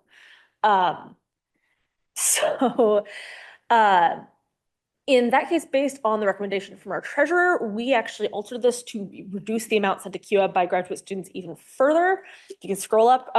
Previously, we're sending per student $13 of student fees to QAB. Now we've altered it, so we will be sending half that as compared to the undergraduates who went from 13 down to 10. I have heard from various folks that QAB has said this will prove difficult in processing to have a different amount for undergraduates and graduates, which is why there is also a clause further down that says if it is not possible to administer different fees, the lower of the two fees will be used. In which case, quote the Speaker of the Undergraduate Senate, if the choice is between it's difficult but we get more money and we go the easy route, they'll find a way to make it happen.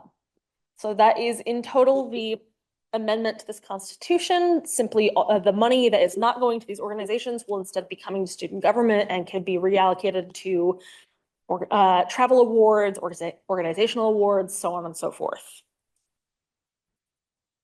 All right.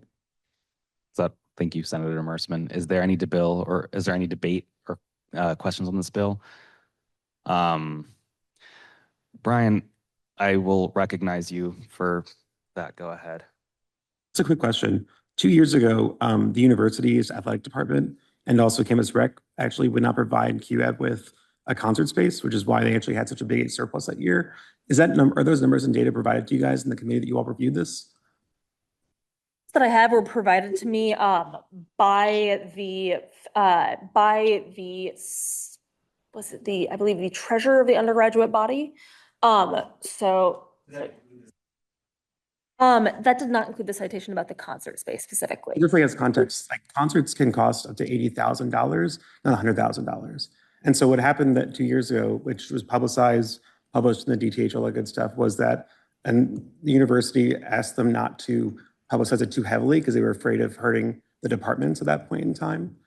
Actually was that they literally would not give them the space to do the concert. They kept extending it and telling them they would get it later, get it later, get it later. Having planned several concerts on campus, it's not a cheap or easy thing to do. And so that was the reason why that year they had such a significant amount of money that was left over. There's other issues that for sure you all can deal with, but specifically that year there's a significant surplus because of the lack of concert, because athletics refused to give them a space with only 2 weeks notice, which you cannot plan a concert easily with 2 weeks notice between getting the contracts done, vendors, all that good stuff. So just some context for what happened 2 years ago since it wasn't provided to y'all. Thank you. All right, thank you for that. I want to. All right, we'll move on from that. There was another question. Yes, Senator Wren.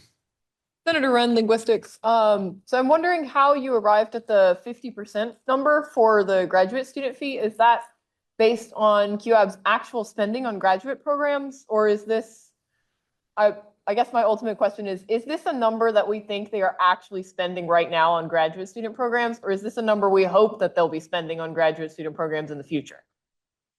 I believe I'll refer this question to the treasurer, actually. I can also, because I provided a recommendation to the finance committee, so the treasurer can go and I can also piggyback on that.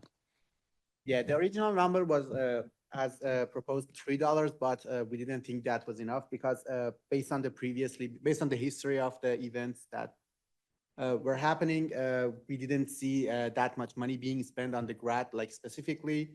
And the new number is like what we hope for that they are going to spend. Like furthermore, it can be deducted as well if they do not fulfill the obligations that they have. And I think President Fraser wants to add something. So background story, I was the finance committee chair before Omar last year. And so I was on the committee that audited them for this last year. And so at the time, the previous president did say that they had a year to actually prove that they were doing graduate programming and everything for this. A year rolls around after trying to contact them, and we have yet to see proof of a graduate only event. When I brought this up to them that we wanted a graduate only event, they said that all events are for all students. And so I brought up the point that a large majority of, graduate and professional student schools are not at the Carolina Union, nor are they at the graduate school in Bynum. And so both of those locations are kind of inconvenient for anybody, let's say in like public health, in the School of Medicine, in dentistry and pharmacy, any of us like on this side of campus, it's kind of impossible to go to those events in the Union. And so I suggested for them to bring any events to this side of campus, and they kind of refused. And so now they are deciding to attempt to bring some events over here. And so this money is what we hope that they'll use.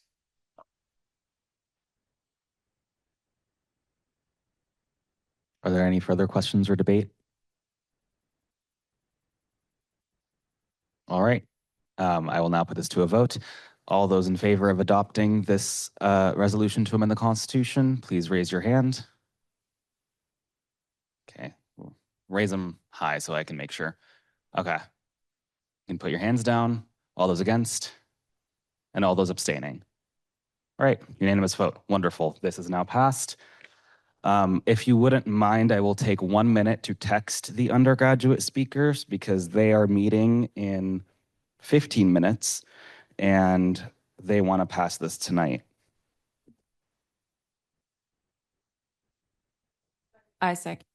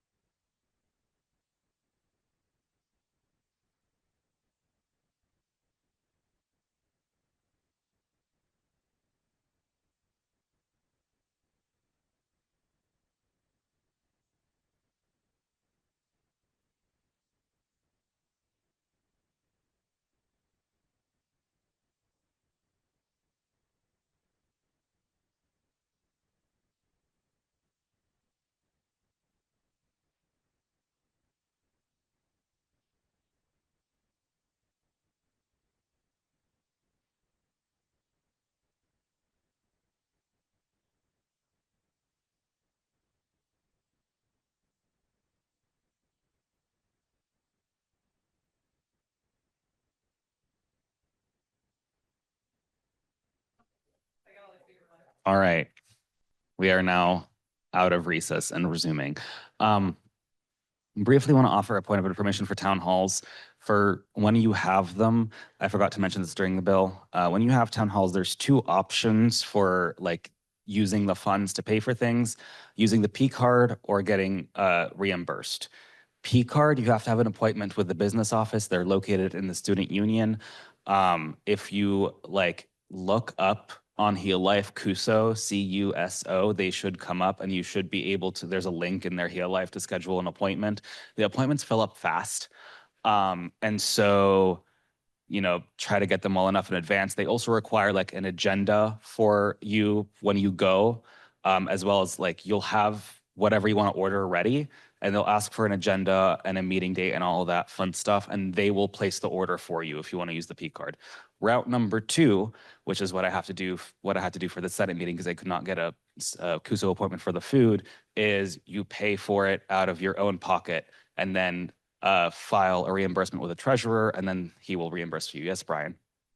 Option 3 is I also have a P card, and I'm always a backup for CUSO. So if you don't want to spend out of your own pocket, I can always order it for you guys. Just need advance notice. I don't need the same amount of notice because we don't have the same kind of student organizations fighting for space for my P card that the literally more than 1,000 student groups have for CUSO. So.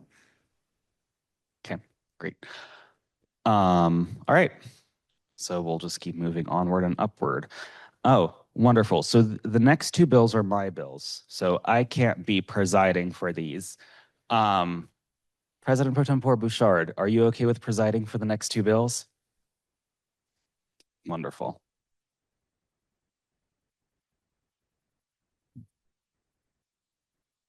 What? Yes.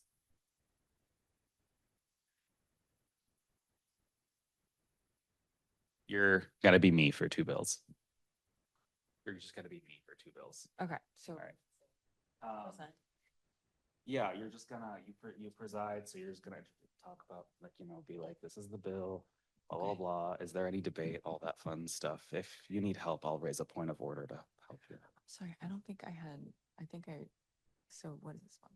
Oh, this is the, right there. Yeah, you can scroll. This, it's already, you're good. Okay. Hello? Okay. This is President Pro Tempore Bouchard.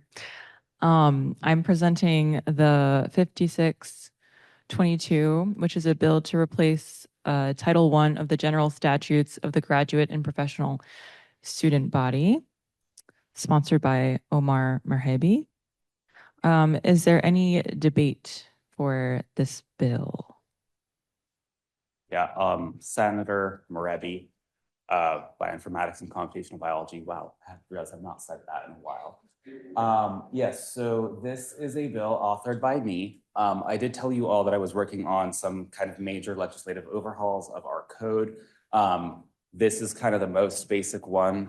And it repeals and replaces Title I of the GPSG code. Title I of the GPSG code is just kind of like the general foundational provisions. In the past, is the microphone working? Yeah. In the past, so as it currently is, the Title I includes things like our mission, vision, values, etc. That's all great and fun, but it doesn't, in my opinion, belong in the law because our code is just the law. So, you know, mission, values, all of that, wonderful. We can put it on our website. It's not anything enforceable under a court, so it really shouldn't be in there. And so this replaces pretty much all of it. And President Pro Tem, if you can scroll for me. So these are, go up just a tad bit. Yeah, there we go, right there. So these are kind of like the general summary of what this is enacting. A lot of this is straight up from the undergraduate statutes or like the Constitution verbatim. And so the first thing is constitutional supremacy. Constitution, Chapter 1 and Chapter 3 reigns supreme over our laws. That is how it has to be anyway. You can go ahead and scroll. Number 2 is principles of governance. So that part A is verbatim from the Constitution. all authorities vested and derived from the graduate and professional student body. Authority delegated by university. No one will exercise power belonging to a political subdivision that they are not duly authorized to exercise. Basically means the Senate can't do things the executive branch does. Executive branch can't do things the Senate does. And then no provision shall be construed to provide any political subdivision of the graduates in government with immunity from violating the law. And then next up is the principles of non-discrimination, inclusivity, and free expression. So this is one of the main things that I actually expanded upon from the old code. The old code had all of these, but they were a lot less specific. And so this has a general non-discrimination clause. The non-discrimination clause up to prior civil rights activity is verbatim from the state of North Carolina. And then I also added, because we don't have protections for these in the state of North Carolina, sexual orientation, gender, gender expression or identity, or any other characteristic protected by applicable law. Free speech, there will be no discrimination based on political, philosophical, or ideological beliefs or expressions. Anything that is done that is in violation of these principles will be null and void. Let's go ahead and scroll. And then, and if you guys want me to not go through this one by one, I just thought it would be useful because it's a lot of like legalese. I will actually offer an amendment in a moment for section 201, I'm just realizing. But for section 200, it just says these are general statutes. It used to be called the GPSG code under the new constitution and now the general statutes. And it says that statutes need to be written in a way that does not use jargon so that, a general constituent can just read them and understand. Section 201, so I'm going to offer an amendment in a moment. Article and chapter should be flipped. You can't edit it on that. I'll come up and do that in a minute if it's adopted. But yeah, it should go title, chapter, then article, but then everything else is the same. This is how you cite the code, and this is just general provisions of stuff will have titles. Titles don't actually mean anything legal. And then I think that's everything in this bill. You can scroll. Oh no, there's more.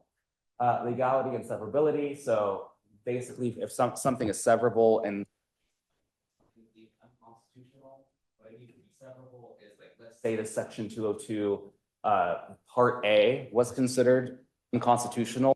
Void all of section 202, it only voids section 202 part A. So that's what severability means. And last thing, section 202, grammatical errors, one of them always they happen. So they will not affect the validity of the law. Yeah, if grammar makes the law meaningless, it may be transposed to give the law meaning. Punctuation of a law does not control or affect legislative intent in enacting the law.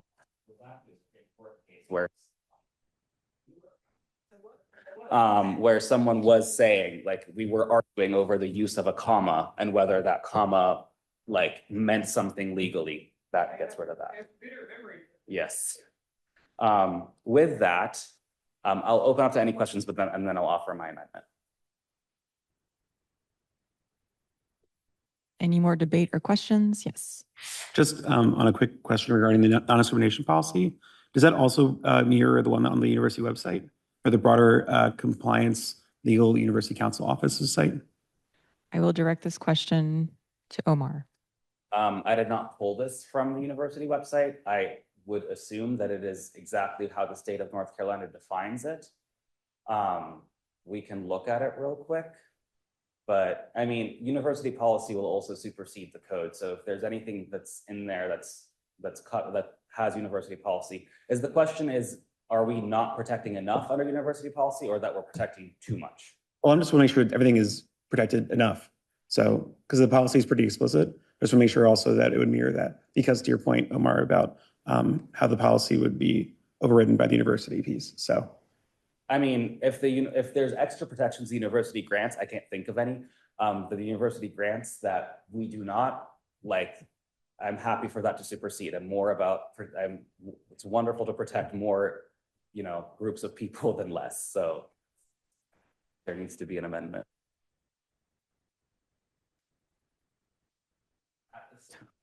At this time, then I would like to make an amendment to, if you could scroll for me real quick to that one. Yes, section 201, part A, item 2.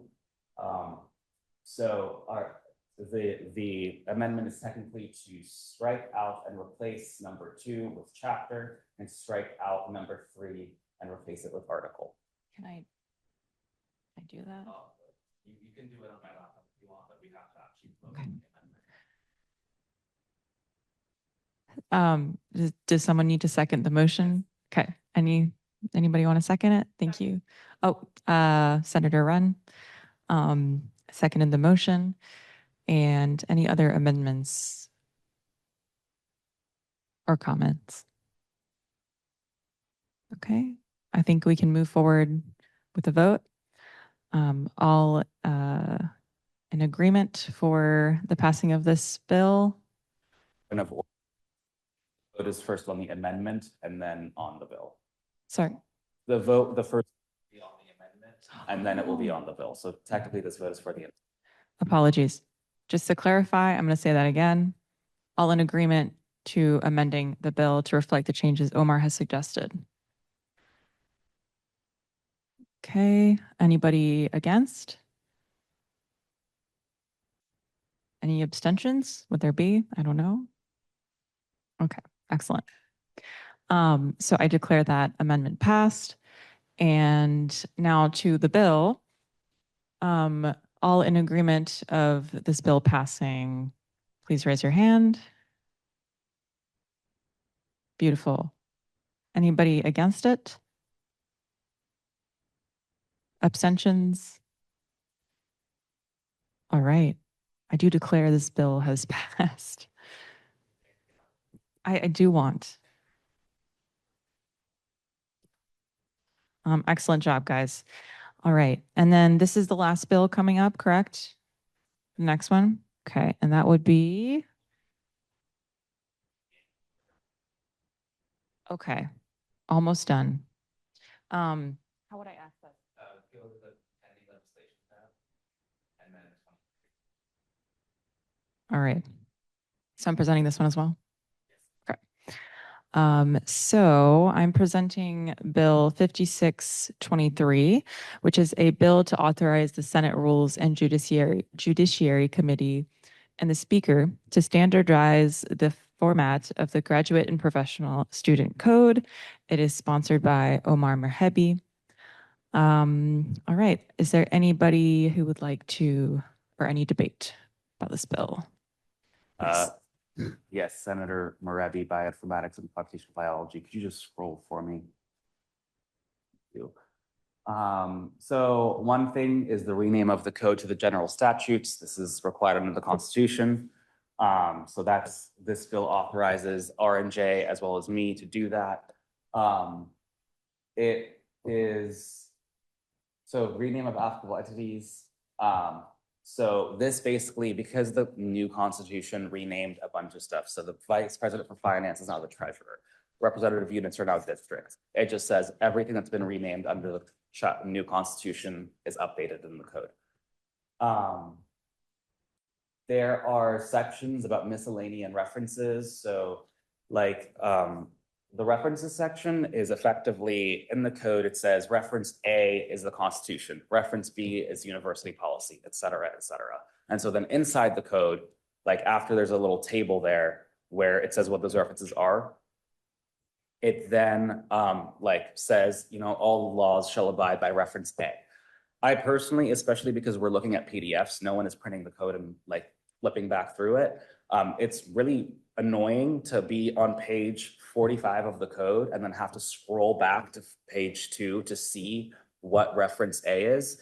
It also should just make it more clear. Like it should just say all laws should abide by the Constitution instead of reference A and make it very clear what the law is saying. This is part of one of my initiatives to make sure that our statutes are clear and robust and, you know, easy to understand. The other section is the miscellany that has abbreviations. So SOGAFs, R&J, ONA, all those. Again, getting rid of that and just replacing everything in the code that's abbreviated with the full name. So it'll say the Rules and Judiciary Committee instead of R&J. And then striking Appendix B, that's actually, sorry. Miscellany is actually the like updates of the code. So stuff that was amended this year will be in blue or red or struck out. Under new student government law passed under the joint code, we're actually required to fully update the code every time a change has been made within 72 hours of that happening. So it's no longer relevant to have a miscellany section because that was supposed to be that we did that temporarily until the end of the year where the R&J committee would go back and kind of put in place all those updates. But since we have to do that within 72 hours anyway, this section isn't really applicable anymore. Finally, list of abbreviations. That's what I was talking about, the abbreviations of R&J, ONA, et cetera. Just having those expanded out to the full names of whatever entity we're referencing. Appendix 6, standing rules. We adopted new standing rules at the very first meeting. So the standing rules that are currently in the code are not applicable anymore. And they, in my opinion, they should be separate documents. And so that's why we're striking out Appendix E. Reformatting numbering. So this next one is number one code about that. It's hideous. So allows me and R&J and stylistically redo things, but also fix numbering. In the past, so let's say we have section 1 and section 2. In the past, when someone went in and amended section, added a section between 1 and 2, that section became section 1-2. And then eventually, if there was one between that, it was 1-2A it was a whole thing. And so this is to make the numbering consistent that if it comes after number 1, it'll just be number 2 and it'll make it easy. And there's none of these dashes, etc. In the last R&J committee meeting, they were very receptive to the idea of doing the code in LaTeX, which would allow for automatic numbering. And so I am considering that under these provisions. And then, and this also emphasizes that the modifications that are made will not actually affect the laws. So we can't, the modifications we make will not affect what the law is saying. It'll just be formatting things.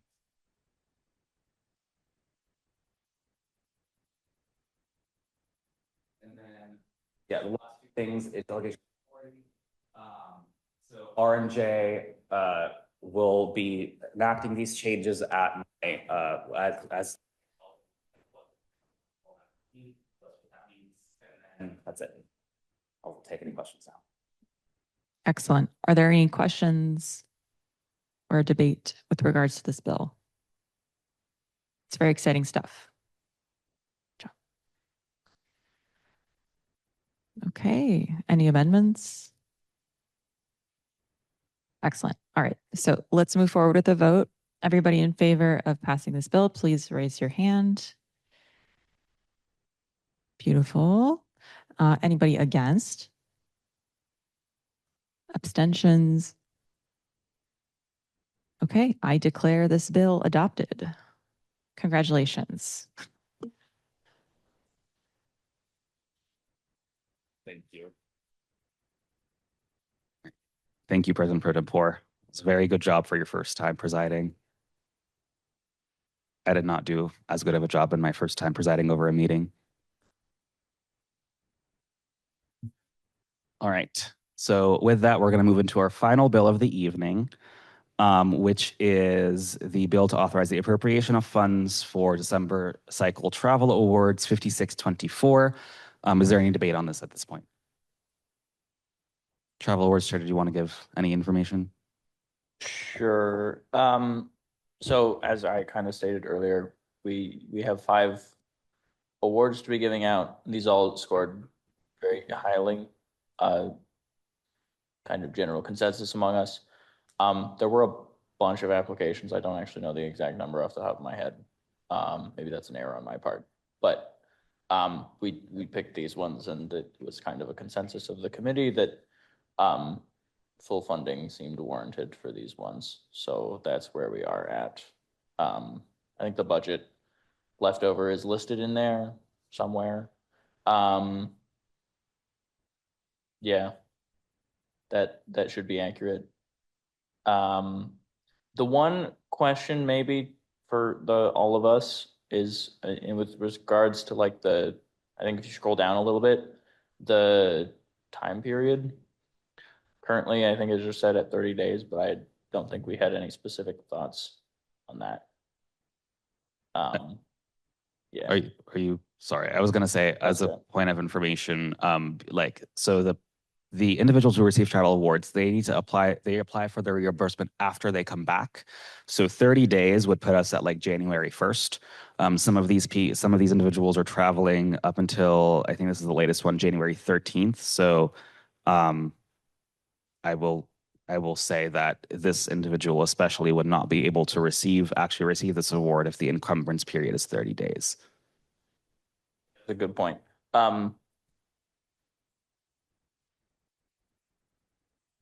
I think when writing that down, I misinterpreted that encumbrance period as after they came back, but maybe that I don't know how that usually goes. It's okay. Yeah. So the encumbrance period is like from the date of passage. So 30 days from today, if this bill is passed, is what the encumbrance period is. Clarify, actually, is they can only submit reimbursement after they have already done the travel though? Correct. Yeah, okay. Yeah, then I suppose should probably change that. Okay. Would you like to offer the amendment, or do you want someone else to do it? Anyone can amend it as they see fit. Can I offer the amendment of maybe give them like 75 days?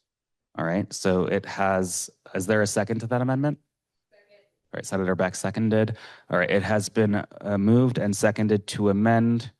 Can I view line numbers? Yeah, because I put them on it from before, but some of the bills I forgot to put line. It's okay.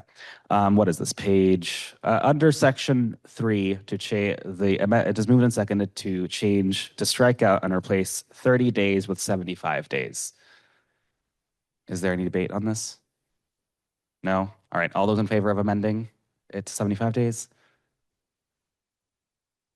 All right, you can put your hands down. All those against? And all those abstaining? All right, wonderful. It is now amended to 75 days, and I need to do that here.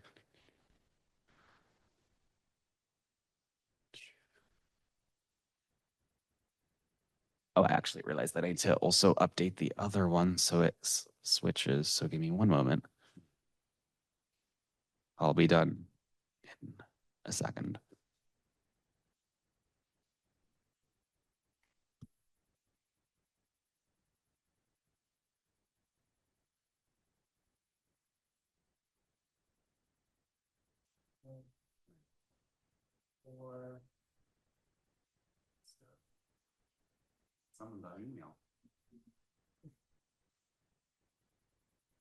I have like a visceral reaction to that sound. All right. So now it has been amended to 75 days. Is there any debate on this bill? Yes, Senator Beck. Senator Beck from Pathology. I don't know if this is the best time to bring this up or not. Usually the idea for travel awards is to give one the full amount, and then therefore we can give more applicants less amount. Is there a reason why we're giving all 5 the full amount and no one else any other smaller amounts? Yeah, well, mostly the reason being that was just kind of the consensus we came to in our committee meeting, that seemed reasonable enough with the quality of these applications and I don't know, there's not a whole lot of more thought into it than that, but it was discussed at least in committee for that. All right. Yes, Senator Beck. Sorry, again, do you think that might be the consensus moving forward, period, that only the top notch will get the whole thing and none others will get any other? Like you only get the full amount or not?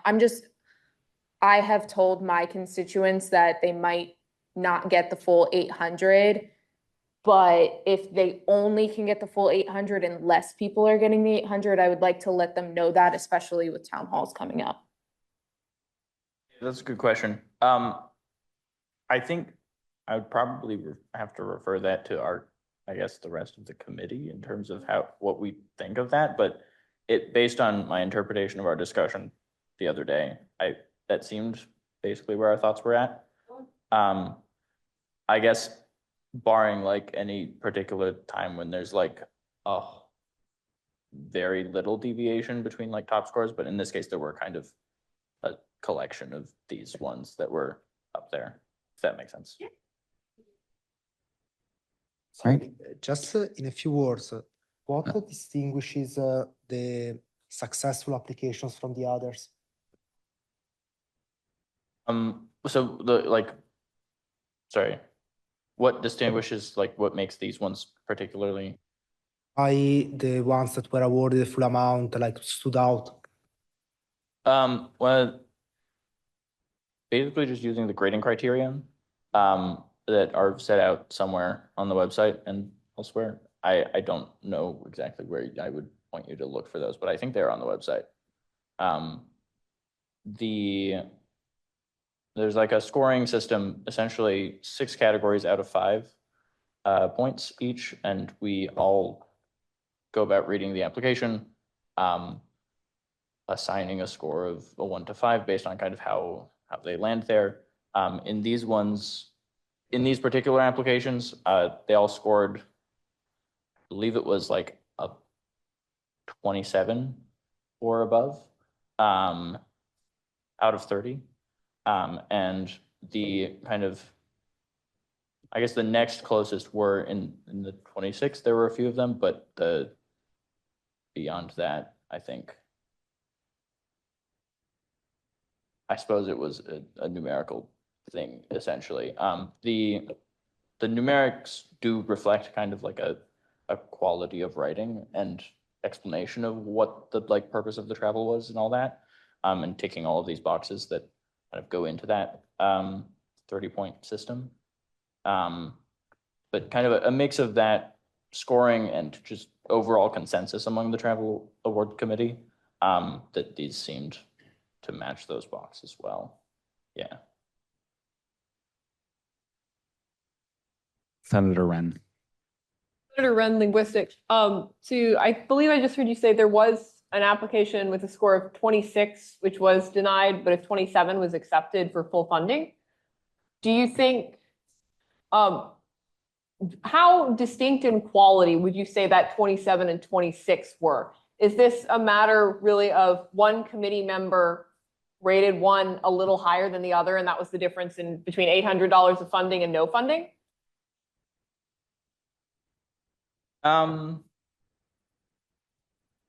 This is a good question. I think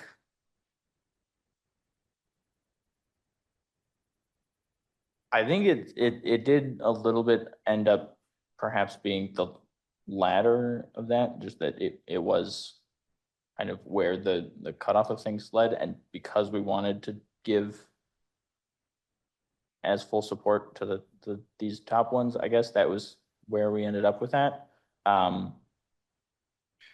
Perhaps, yeah, I'm not exactly sure what more to say there, other than that is kind of just where the numbers ended up, and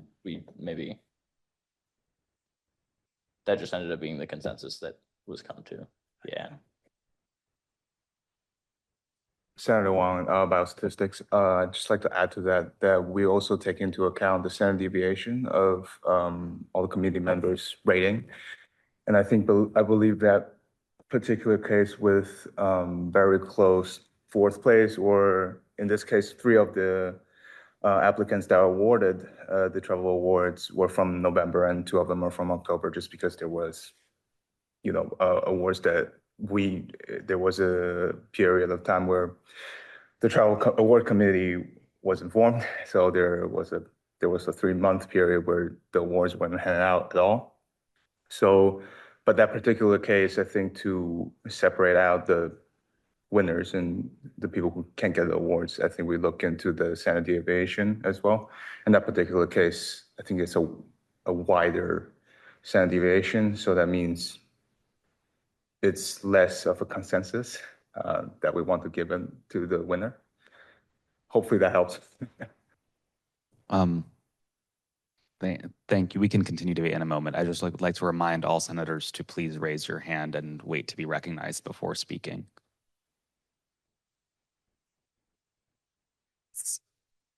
Senator Nagel Frizzell from Musicology, can you share the total number of applications that you received? And I understand that you chose the top 5 highest scoring, but why did you choose to provide 5 awards?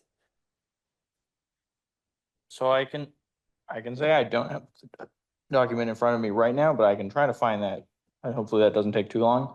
I can say why 5 was mostly just for even budget considerations, for the remaining budget splitting among the remaining months, with a little bit higher consideration to the fact that there were some kind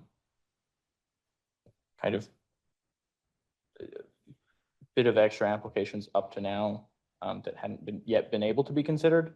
But basically evenly splitting that amount was the goal in setting this 5 with that total amount. Yes. Wait. Senator Speciale, Marine Sciences. I'm also on travel award committees. Off the top of my head, I think for November, there were 17 applications. And then from previous months, I believe there were maybe around like 7 or 8. And then also in terms of like how we decided to, I think, allot the budgeting, every single applicant requested like $800. There were very few that requested less than that amount. So when people are requesting $800, that means you're going to assume that's the amount that they need. So we awarded the top applicants the amount that they ultimately requested. I don't think we had many requests in there that were less than that amount. Some even requested more, so, which we cannot do. Yes, Senator Sotoper. Historically speaking, what is the distribution of requests throughout the year? Like, is that more or less uniform or? So like applications per per cycle? The distribution each month, like the histogram. Off the top of my head, I don't actually know what is usual, but from seeing the things that have come in the past, roughly 20 a month seemed common. Maybe a thing I should clarify, and I think is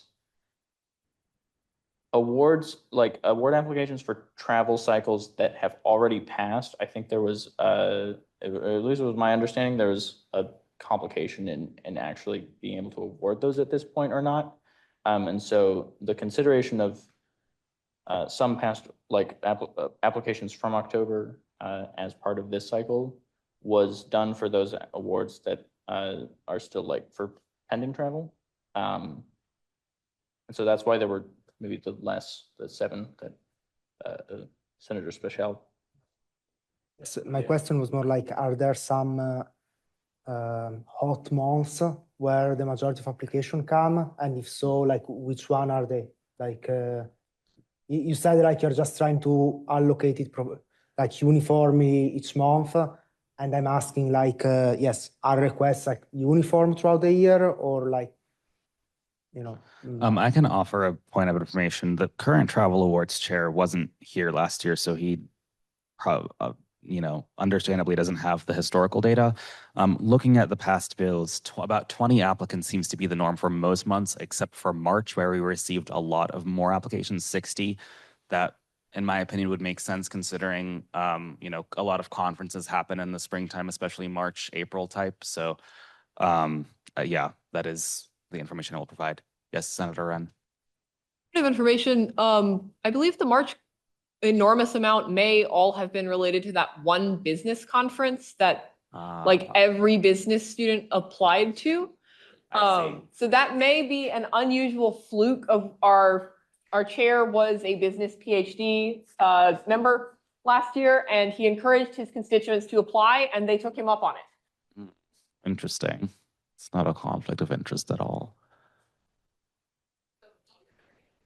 Where is it? That's fair. No, I was just joking. He was a wonderful travel awards chair. I can't find, oh, there it is.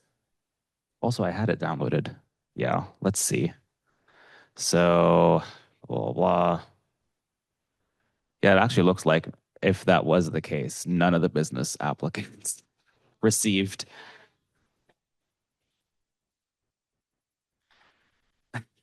I love that. Okay, does that answer your question? Wonderful. Is there any further debate or questions?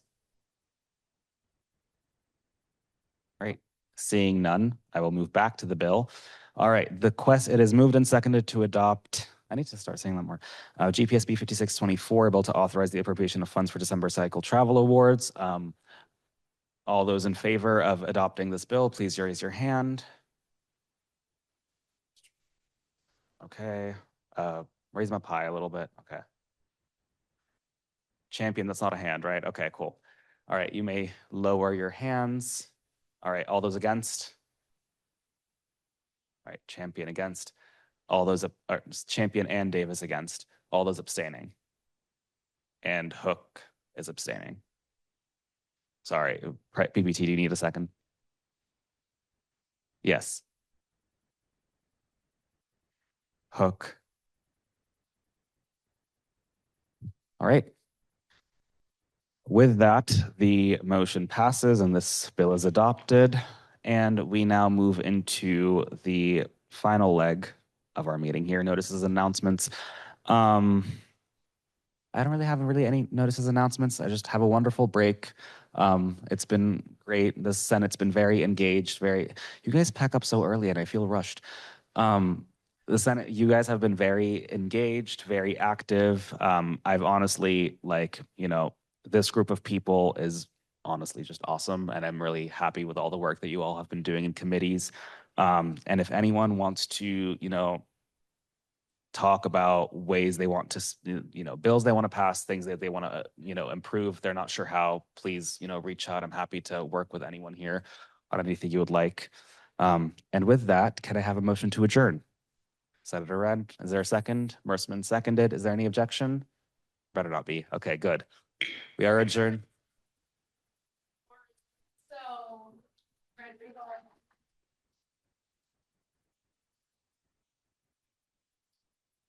Yeah, Senator Wren, I'm going to miss you. Senate adjourned to 7:55 p.m.